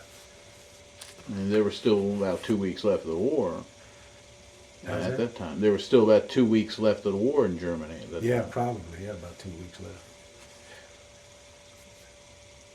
The news of Hitler's suicide was released on radio. What happened on that day? Do you recall? I don't know if we even knew it, if we paid much attention to it, if we did know it. When you heard the war was over in Europe, what did the battery do? Just went about their usual business. There was no big celebration at all. We didn't think too much about it because, well, of course, the Pacific War still lay ahead of us, and we were supposed to come back and go after the Pacific. You went to Lucky Stripes. Camp Lucky Strike. Yeah. And there, did they give you leave to go home, or were they going to? No, Camp Lucky Strike. There was just a processing point. And there were many of those cigarette camps on the coast of France there, spread around, that people went to, and they just set them up for that purpose to rotate troops back to the States. Did you see any Russians as you got deeper into Germany? Never saw any Russians. I saw some displaced persons from Eastern Europe, and they were there in Germany, and they were there probably as laborers. Did you encounter German civilians? Yeah, we would run into German civilians. Yeah, we at this one town or one village that we set up in before we rotated to Camp Lucky Strike. We were just monitoring the people coming through the town, and we'd ask them or coming into the town, we'd ask them for their passes and then send them on their way. And I remember I was out on a roadway stopping traffic, automotive traffic, and there was a little of it, not a whole lot. And you'd ask them for the paper. You'd say, "Haben Sie," about the only German I knew was, "Haben Sie Papier?" And they'd flash a paper at me. I'd look at it. I didn't know what was on the paper. I'd hand it back to them and tell them to press on, go on their way. And so that, and we would live out in villages. We'd kind of occupy villages, a little detachment, 3 or 4 men in the house, and we'd trade cigarettes for eggs and or watches or whatever. The people would trade they wanted American cigarettes, so you trade. And I didn't smoke at the time, so I would trade mine off. But most of the time, I traded mine to the Americans for their chocolate bars, for the Hershey bars that were tropical Hershey's that didn't melt. And so that's what you do. You just out in this excuse me. You're out in this village and just watching the natives and not doing much of anything. The attitude of the Germans were, what would you characterize it? Well, they were friendly enough to us. They knew the war was over, and they were just ready to go on with their lives. And the women did a lot of work in the fields. I did notice that. Of course, the men were probably still off in the army and hadn't been mustered out. And the war was over, and they would be out in those fields just working away like troopers. Did you ever come across any SS? No, never came across any SS. How about any hardcore Nazis? No, we didn't come across any hardcore Nazis. At least they didn't seem to be. Everybody seemed to be friendly enough, and the farmers in these villages, they were happy to trade eggs for cigarettes. War's over in Europe, and you're being sent home? We were sent home, and we came back to the States on a Liberty ship. How about your equipment? Where did that end up? Well, we just turned it in. I don't know. We didn't leave it on. We didn't leave. We took some. They took it someplace and turned it in. Then they came by in 6-bys and picked us up, and we rode 6-bys till we got to Camp Lucky Strike, and then of course 6-bys to the port and on board the ship. What ship did you travel home on? Well, I'm sorry you asked me. I forgot. But you went across the ocean. We came across from LaHarve to Boston. Got into Boston just before the 4th of July, Camp Miles Standish. I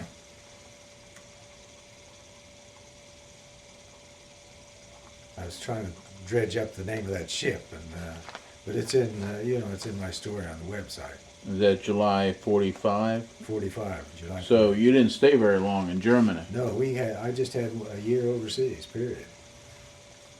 That was counting transit time even.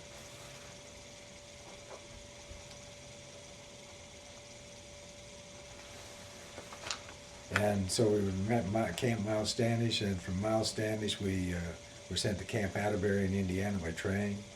We ended up going on day coach, which I don't care much about traveling on day coach, but it was still a train ride, and it was overnight train ride, steam train, of course, and got to Camp Atterbury. They gave us 30-day rehabilitation leave, which wasn't chargeable as leave. At the time, I thought it was chargeable as leave, and I was happy to hear later on it wasn't. But so we went home for 30 days, and that's where I bought the four-door Ford, and had all the trouble with the bearing going out on the crankshaft. But then you had to And then we had to go. We stayed 30 days at home, then we went back to Camp Atterbury, and they sent us to Camp Bowie, Texas. Bowie. Camp Bowie, Texas. What were you going to do there? Well, Camp Bowie, Texas, we did some more training, just not a whole lot of it either. But we were going to be shipped from there to Japan. And of course, when they dropped the atom bomb on Japan, then we were all delighted. We knew we were going to go home. And the unit broke up then at Camp Bowie. You were still with the unit then? Still with the unit, still 275th, yeah, A battery. The unit broke up then, and they shipped us to various posts out in the Midwest and even in the East. They shipped me to Fort Leavenworth, Kansas. In Fort Leavenworth, Kansas, I probably had the best job I ever had in the Army. I ran a check room. People brought back souvenirs, and they brought back all sorts of souvenirs. And I would check it into this room. It was a cadre room, and there were two of us that lived there, and in the cadre room. One guy had the night shift, and I would hold the day shift. The day shift, he'd be in town working, sweeping out buses to make some money to send home to his wife and kids. And the check room, people would check in souvenirs, and I had one guy check in $3,000 worth of money orders. And of course, $3,000 in those days was a nice little piece of change. Another guy checked in a valise of whiskey, half-pint bottles of whiskey. Other people would check in guns, bayonets, just anything you can think of, they'd check in. And when they got ready to go home, see, they'd live in the barracks until they were discharged. Maybe they'd be there 2 or 3 days, or 4 or 5 days. And then when they got ready to go home, they'd come and bring me their check. I'd give them their material, and off they'd go. And that was a good job. Did you bring home any souvenirs? I came home with a pistol. I came home with the Walter pistol, and it's since long gone. I gave it to my uncle, and so I don't have it anymore. I did bring home on board the ship coming back. I had $50. I don't know how I'd accumulated $50, but I had $50, and I was shooting dice. And I lost $10, and that ticked me off because, well, here's $10 out of $50. That's not a good deal. And so a guy had a watch that, in the unit we were issued a couple of watches during our period over there, and they pulled names out of the hats for the people that got the watches. And this watch, I think, went for $18 originally, and it was an Omega watch, which is a pretty classic watch.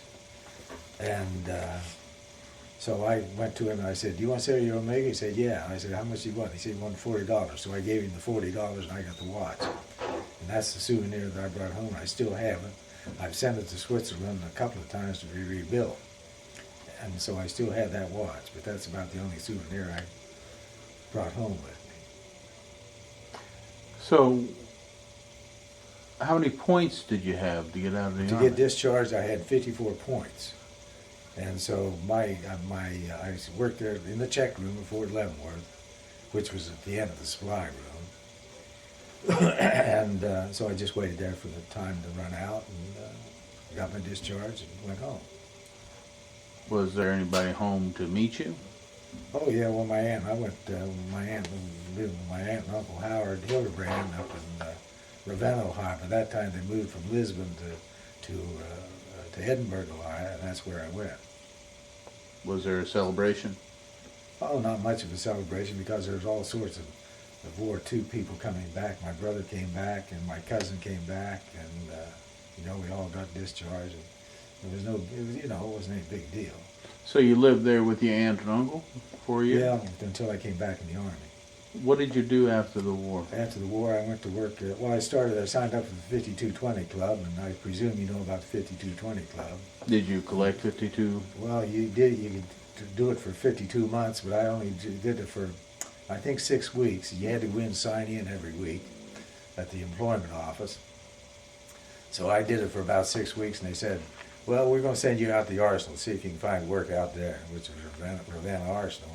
And I went out there, and of course they had plenty of room for me, and so I hired on at, I think it was 72 cents an hour. And so I went to work at the Arsenal and stayed there for, stayed there for about a year, and then I went to work for a machine shop. It was advertising for a machinist. And Is that what you were trained in at the Arsenal? No. At the Arsenal, all you did was renovate ammunition, and it was just manual labor. They were just tearing shells apart, selling the brass, emptying, they empty the propellant out of the brass, and sell the brass, and melt the melt the explosive out of the shells, projectile, and sell the steel. But that's all I did there. That's where I met the man that had been in World War I. But then I went to work. I left there and went to the machine shop training. For machine shop training, they said they're going to make a machinist out of you if you applied. So I went over, and I worked there sweeping the floor for about 6 days, and I didn't do any work on any machine. So I decided that wasn't for me. So I went back to the Arsenal, and then finally I decided, well, I'm just messing around. I'll go back in the Army, which I did in May of '47. Where did you get assigned when you went back in the Army? Well, I decided I wanted to go to the Orient, and Any particular reason why? I'd never been there before. And, I just wanderlust. I was ready to travel again, and so they sent me to Fort Ord, California. Processed in Cleveland again, and went out to Fort Ord. Went out by Pullman, and single berth by myself, and a nice train ride out. Changed trains in Chicago, and so I got to Fort Ord, and they give you the battery test, and they said, well, they showed me all these schools. They said, you're eligible for all these schools. So I looked at them, and I saw Aberdeen, Maryland, light artillery mechanic. I said, I think I'd like to go to that school. So they put me on a train, give me meal chits, and sent me back east to Aberdeen. So you went into the Army not because you needed a job. You went in because you wanted adventure. Yeah, exactly. So you traveled all the way across country and then all the way I traveled back? all the way to Fort Ord, California. Spent 3 weeks out there. Turned around and came back to Aberdeen, Proving Ground, Maryland, and went to school there for 9 weeks, light artillery mechanic. Because I'd seen the artillery mechanic in the unit. We had one in our unit, the 275th in A Battery, and it looked like a pretty cushy job to me. And he was a sergeant, and I decided, well, I think I could do that. And so off I went to Aberdeen. Stop. How long did you stay in Fort Aberney? At Aberdeen Proving Ground. Yeah. I was down there for 9 weeks. Going to light artillery school. And after, Light artillery mechanic school. did you enjoy that? Oh yeah, it was a good course, nice course. Well, after that, where did they send you? Well, from there they sent me back to the West Coast because I was signed up for the 1st Cav Division in Tokyo. But by that time my orders had changed, so they sent me to the 226 Ordnance Base Depot on Okinawa. 226? Yes, 226 Ordnance Base Depot. And so I shipped out of Camp Stoneman, went down to Manila, stayed in Manila about 1 week, and took a ship to, went down on the Admiral Sims, which is a 2-stacker troop transport, and took a lock knot out of Manila up to Okinawa. And on Okinawa I was there for a year, and I came back to the States and went to Fort Meade, Maryland, and on the way I met my lovely wife, and which is probably the best thing that happened to me in my life. And How did you all meet? well, we met on a blind date, and my brother was going with her girlfriend. She was in nurses training in Alliance, Ohio, and so that's how we met. So a blind date. Yeah, on a blind date. Well, where did you get married? Yeah, we got married in 1949, and then 1950, the Korean affair came along, and I ended up going overseas, and my son was 2 days old, and I left her in the hospital with our son who was 2 days old, and went to Korea with the 19th Ordnance MM Company. But we could probably tidy this thing up. You're not going to go through my whole Army career. You'll be here till midnight. I want to know what happens at Korea, though. In Korea. Well, it's 1948, and you were No, 1949 we got married, right. and we went to Korea in 1950. Okay, so did you go directly to Korea from Okinawa? No. I said I came back to the States. I Oh. met my wife on a land route to Fort Meade, Maryland. Okay. And Was she from around here too? no, she's from Waynesburg, Pennsylvania. Okay. So I ended up at Fort Meade, Maryland, but I was on the way I met her. Did she know that she was marrying a career Army guy? Well, she wasn't sure, but she more or less was fairly sure that she was. And but anyhow, I reenlisted in 1950 for 6 years in May, and the Korean affair started in June, and so we shipped out in August the 11th from Fort Meade, Maryland. How would you go across the country again? Cross country on the train. We loaded our equipment on flat cars at Fort Meade, and we rode Pullman to the West Coast to Seattle, Washington, and stayed there for about a week and loaded on board ship, and went to Yokohama, Japan. In Yokohama, we went on over to Pusan, Korea, and unloaded in Pusan. What did it feel like when you got off at Pusan? We were not winning at that time. No, we were we were kind of concerned about how things were going. We were in the Pusan Perimeter, but we were there for, I would say we were there for about, well, the middle of September is when MacArthur landed at Incheon with the troops. And so the middle of, we were there probably about in the Pusan area for 3 or 4 weeks maybe. And then when the breakthrough came, we headed north.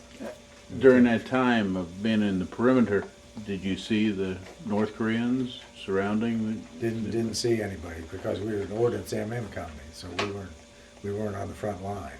When you say MM, what does that mean? Medium maintenance company. So we repaired everything from tanks to trucks to small arms to instruments. Anything that was broken and needed to fix, we could fix it.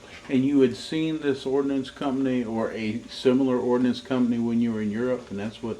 No. The reason I went to light artillery mechanic school was because I saw the mechanic. We had one mechanic in the battery, and I thought he had a pretty nice job, and I thought that I could do that job if I went to the school, but I never worked in the MOS. I bring this up because my father-in-law was in a medium maintenance ordnance battalion during World War II. Oh, was that right? And he was staff sergeant. I was trying to figure out what types of jobs he would have done. And you were similar, but 5 years later. Yeah. So what type of jobs did you Well, work at? everybody was, of course, the ordnance axiom is your soldier first and the technician second. But truly, there were the people that repaired tanks, wheel vehicles. They were just different people. They would work on tanks. They would work on wheel vehicles. They would work on watches. They would work on small arms. They would work on tanks, on M7s. That was their specialty. That's the only thing they worked on. What did you work on? I was a clerk in the supply section. We had a big supply section. We carried parts with us for all these vehicles, and I would type requisitions. So you weren't being a maintenance man, you were No, being a clerk. I wasn't a maintenance man at all. I didn't work in my MOS. But there were artillery mechanics in the unit. But they were ordnance trained artillery mechanics. Well, that's what I would have been too. But anyhow, I knew how to type, and typists were. It seems to me at that time, typists were always short-handed in the Army. They were always looking for somebody that knew how to type, particularly in a combat outfit or in an ordnance outfit, a maintenance outfit. When the movement north came, what did you do? Well, I had a truck to drive, and so I drove a truck, and we just kept, we would stop for 3 or 4 days and maybe repair some trucks for somebody and keep going north. And we'd just follow the infantry north and take care of their equipment as they broke their equipment, as it needed repairing. We just kept going north. Did you get them close enough to ever see the enemy? Well, we saw a lot of prisoners. We'd see a lot of prisoners that MPs would be holding in holding pens. And they didn't, they were kind of raggedy looking bunch. They didn't have much clothes on. And I don't remember seeing any Chinese. We never saw any Chinese, although the Chinese came in while we were in North Korea. When we were up in Suncheon, they came in, and of course that's why we had to leave, and so we came south. When you crossed the 48th parallel, did you know that now the American Army was an offensive army? Well, they had been an offensive ever since they left Pusan, Oh, I see. because we were driving. Of course, they were retreating back because they had been cut by the people landing at Incheon. Did you see civilians at the same time? Well, we saw a lot of civilians, and there were always civilians moving up and down the road trying to get out of the way of the armies. Were you conversing with any of them? No, none of us, I don't think any of us knew any Korean at all. Although, what we had was with us, we had the Rock Army, and we had a detachment, well, probably a company of Republic of Korea soldiers. And most of those lads spoke English. We had 2 of them working for us, and they spoke English. And so, they could converse with civilians. And you would send to get your fatigues laundered, you'd send your fatigues out with washerwomen that would come to the company, and you would give them soap, and then you'd pay them in Korean money for their work. For about 6-8 weeks, we were advancing, right on up to almost the North Korean Chinese border. That's right, yeah. How close to the Yalu River did you get? Well, we were only 30 miles north of Pyongyang. Which So is the capital? the capital, yeah. So we weren't too close to the Yellow River at all. How far did was the front line away from where you established Well, your it would be, company? it would probably be 10 miles away. And at different times it might be farther, and at different times it might be closer. Did you get promoted during any of this time? Well, I ended up as when I left Fort Meade, I was promoted to a staff sergeant. So I was an E5 when I went overseas to Korea. Did any of the men in the company that you were working with, did they get wounded or see any action?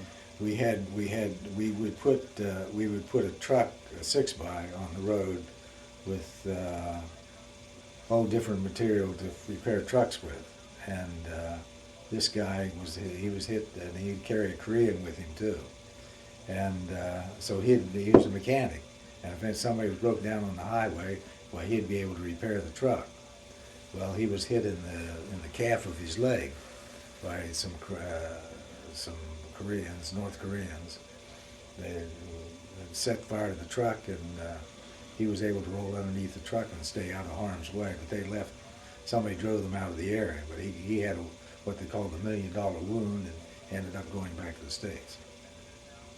What was the feeling of the Army, in your opinion, being a veteran of World War II and a veteran and a soldier in Korea? Was there a different feeling about the winnability at Korea versus World War II? Well, we felt that we were a part of the United Nations, and that's what it was, of course, the United Nations. And they didn't want us to go any farther than. I think they really felt that they didn't want us to go any farther than the 38th parallel. But once you started driving the Koreans back, you had to continue on and finish the war, as it were. Did it feel like you were on the road to victory? Oh yes, it did, of course, when we were moving north.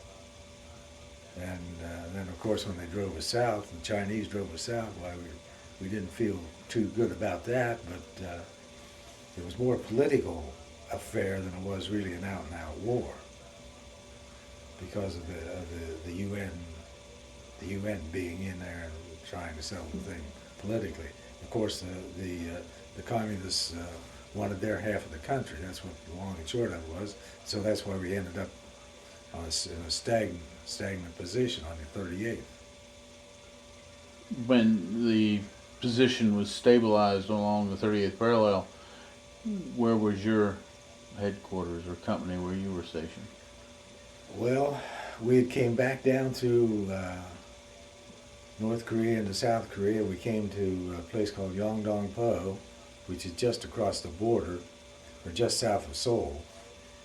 And then we moved over into the eastern part of the country and supported troops there because, you know, they drove down into the eastern part of the country on that second Korean winter.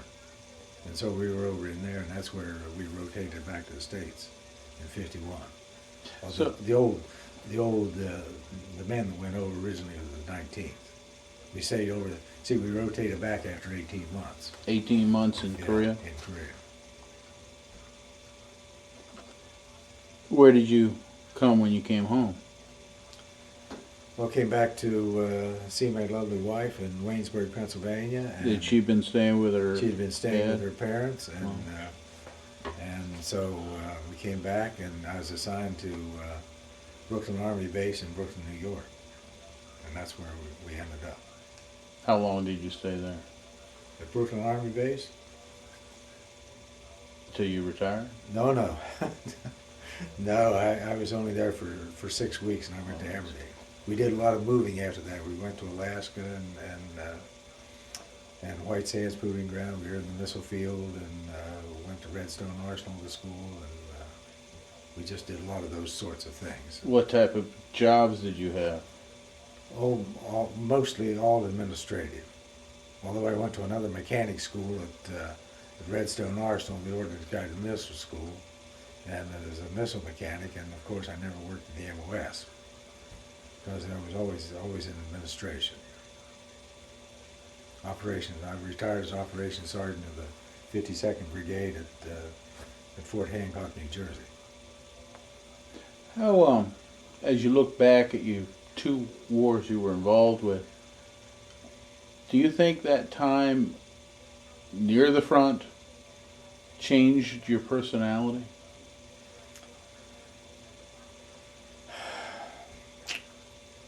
May have a little bit, but not a great deal. Did you ever carry anything for good luck during these wars? No.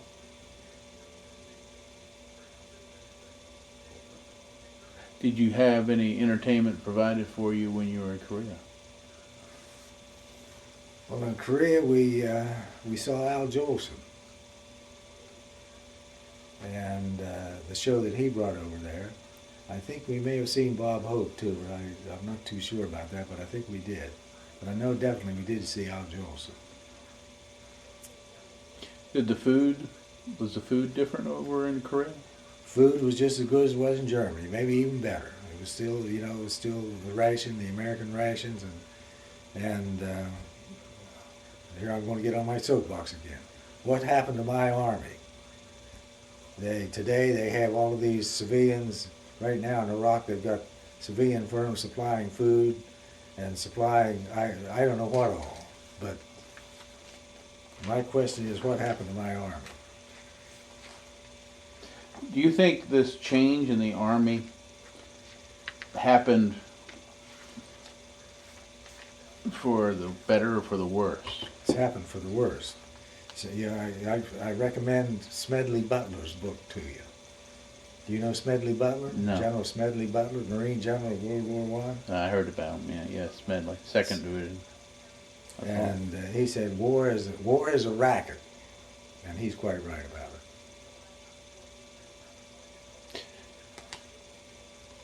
After the wars, you came home. You were a young man, especially after World War One, World War Two. I mean, did you feel like a veteran? Well, yeah, but there was a whole bunch of veterans around you, so you weren't any different than anybody else. Except you were young and not an old man with a gray beard.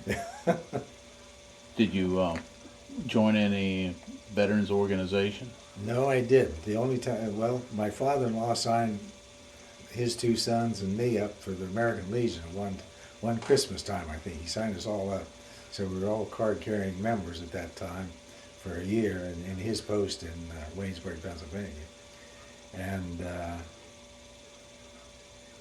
later on, because of my association with people in Europe, I belonged to the Legion over there because one of the Legionnaires came to me and he wanted me to run the oratorical contest for him, which I did. I would get kids to speak. The American Legion has an oratorical contest, and they give prizes for it, and high school kids.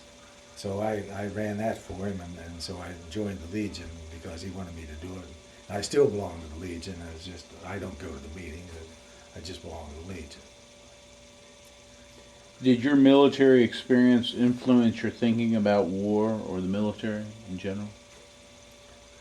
Well, I always thought the Army was a great place to have adventure, and when during the period of time I was in, it was travel, education, and career, and I subscribed to that philosophy, and I had a good life in the Army as far as I was concerned.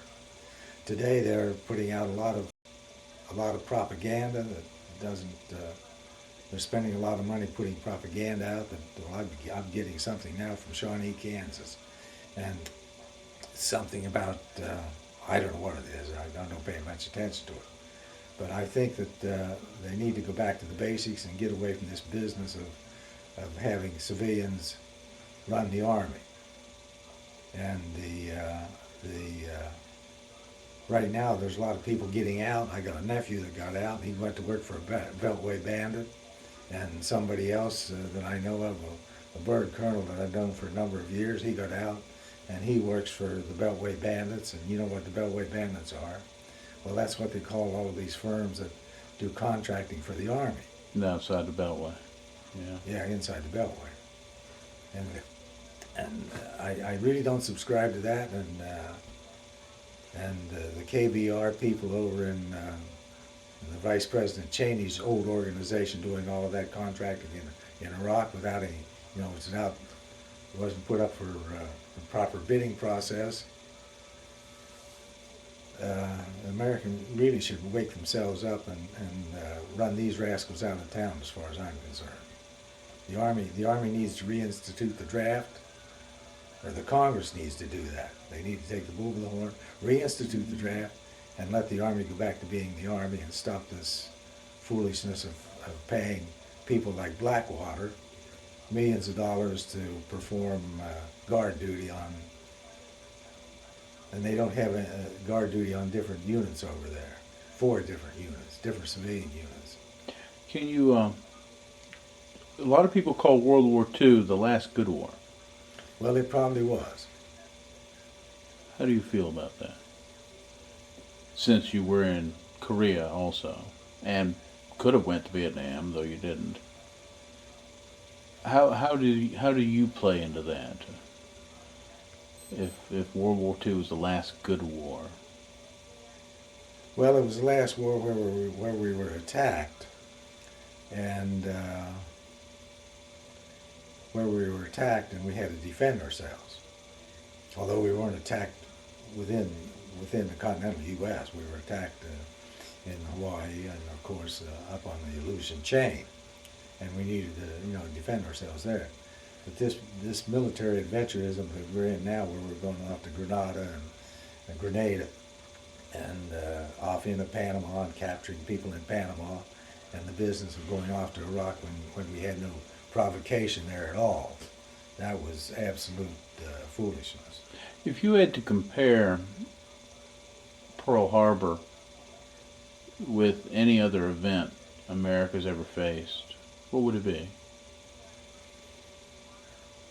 Well, I couldn't compare it to anything else. It was, the enemy came in and struck us and destroyed destroyed a great deal of the fleet at Pearl Harbor, and so we had to rebuild the fleet and win the war. When 9/11 happened in 2001, did you see any comparison to that attack versus what attacked us in 1941? That wasn't an army attacking us. That wasn't an armed forces. That was just somebody that wanted to get back at us for probably our uneven-handedness in the Mideast. I have a hunch that was it. You lived through both the attack at Pearl and the attack in 9/11. Did you see a difference in the American public's perception between those two about how we reacted toward the attack at Pearl versus the attack on New York and Washington?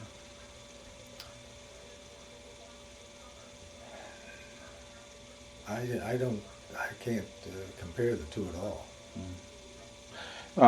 Did you keep in touch with members of your artillery battalion? Well, I didn't at the outset, but when I worked overseas, as I told you, for 19 years in the Dodge education system, and I found out that they were having reunions, and I went on the 50th anniversary of the Battle of the Bulge. I went to St. Vith. I was in Germany, and I was close by, 200 or 300 miles, 200 miles maybe, if that far. So I decided, well, I'll just drive up to St. Vith for the anniversary, which I did. So I said, and I've just been communicating with these 275th friends or neighbors or people that I knew of. So I sent them cards from St. Vith, and they were very happy to get them. But I just become acquainted with them through the American, it was a VFW article that my brother sent me about the reunion of this particular unit.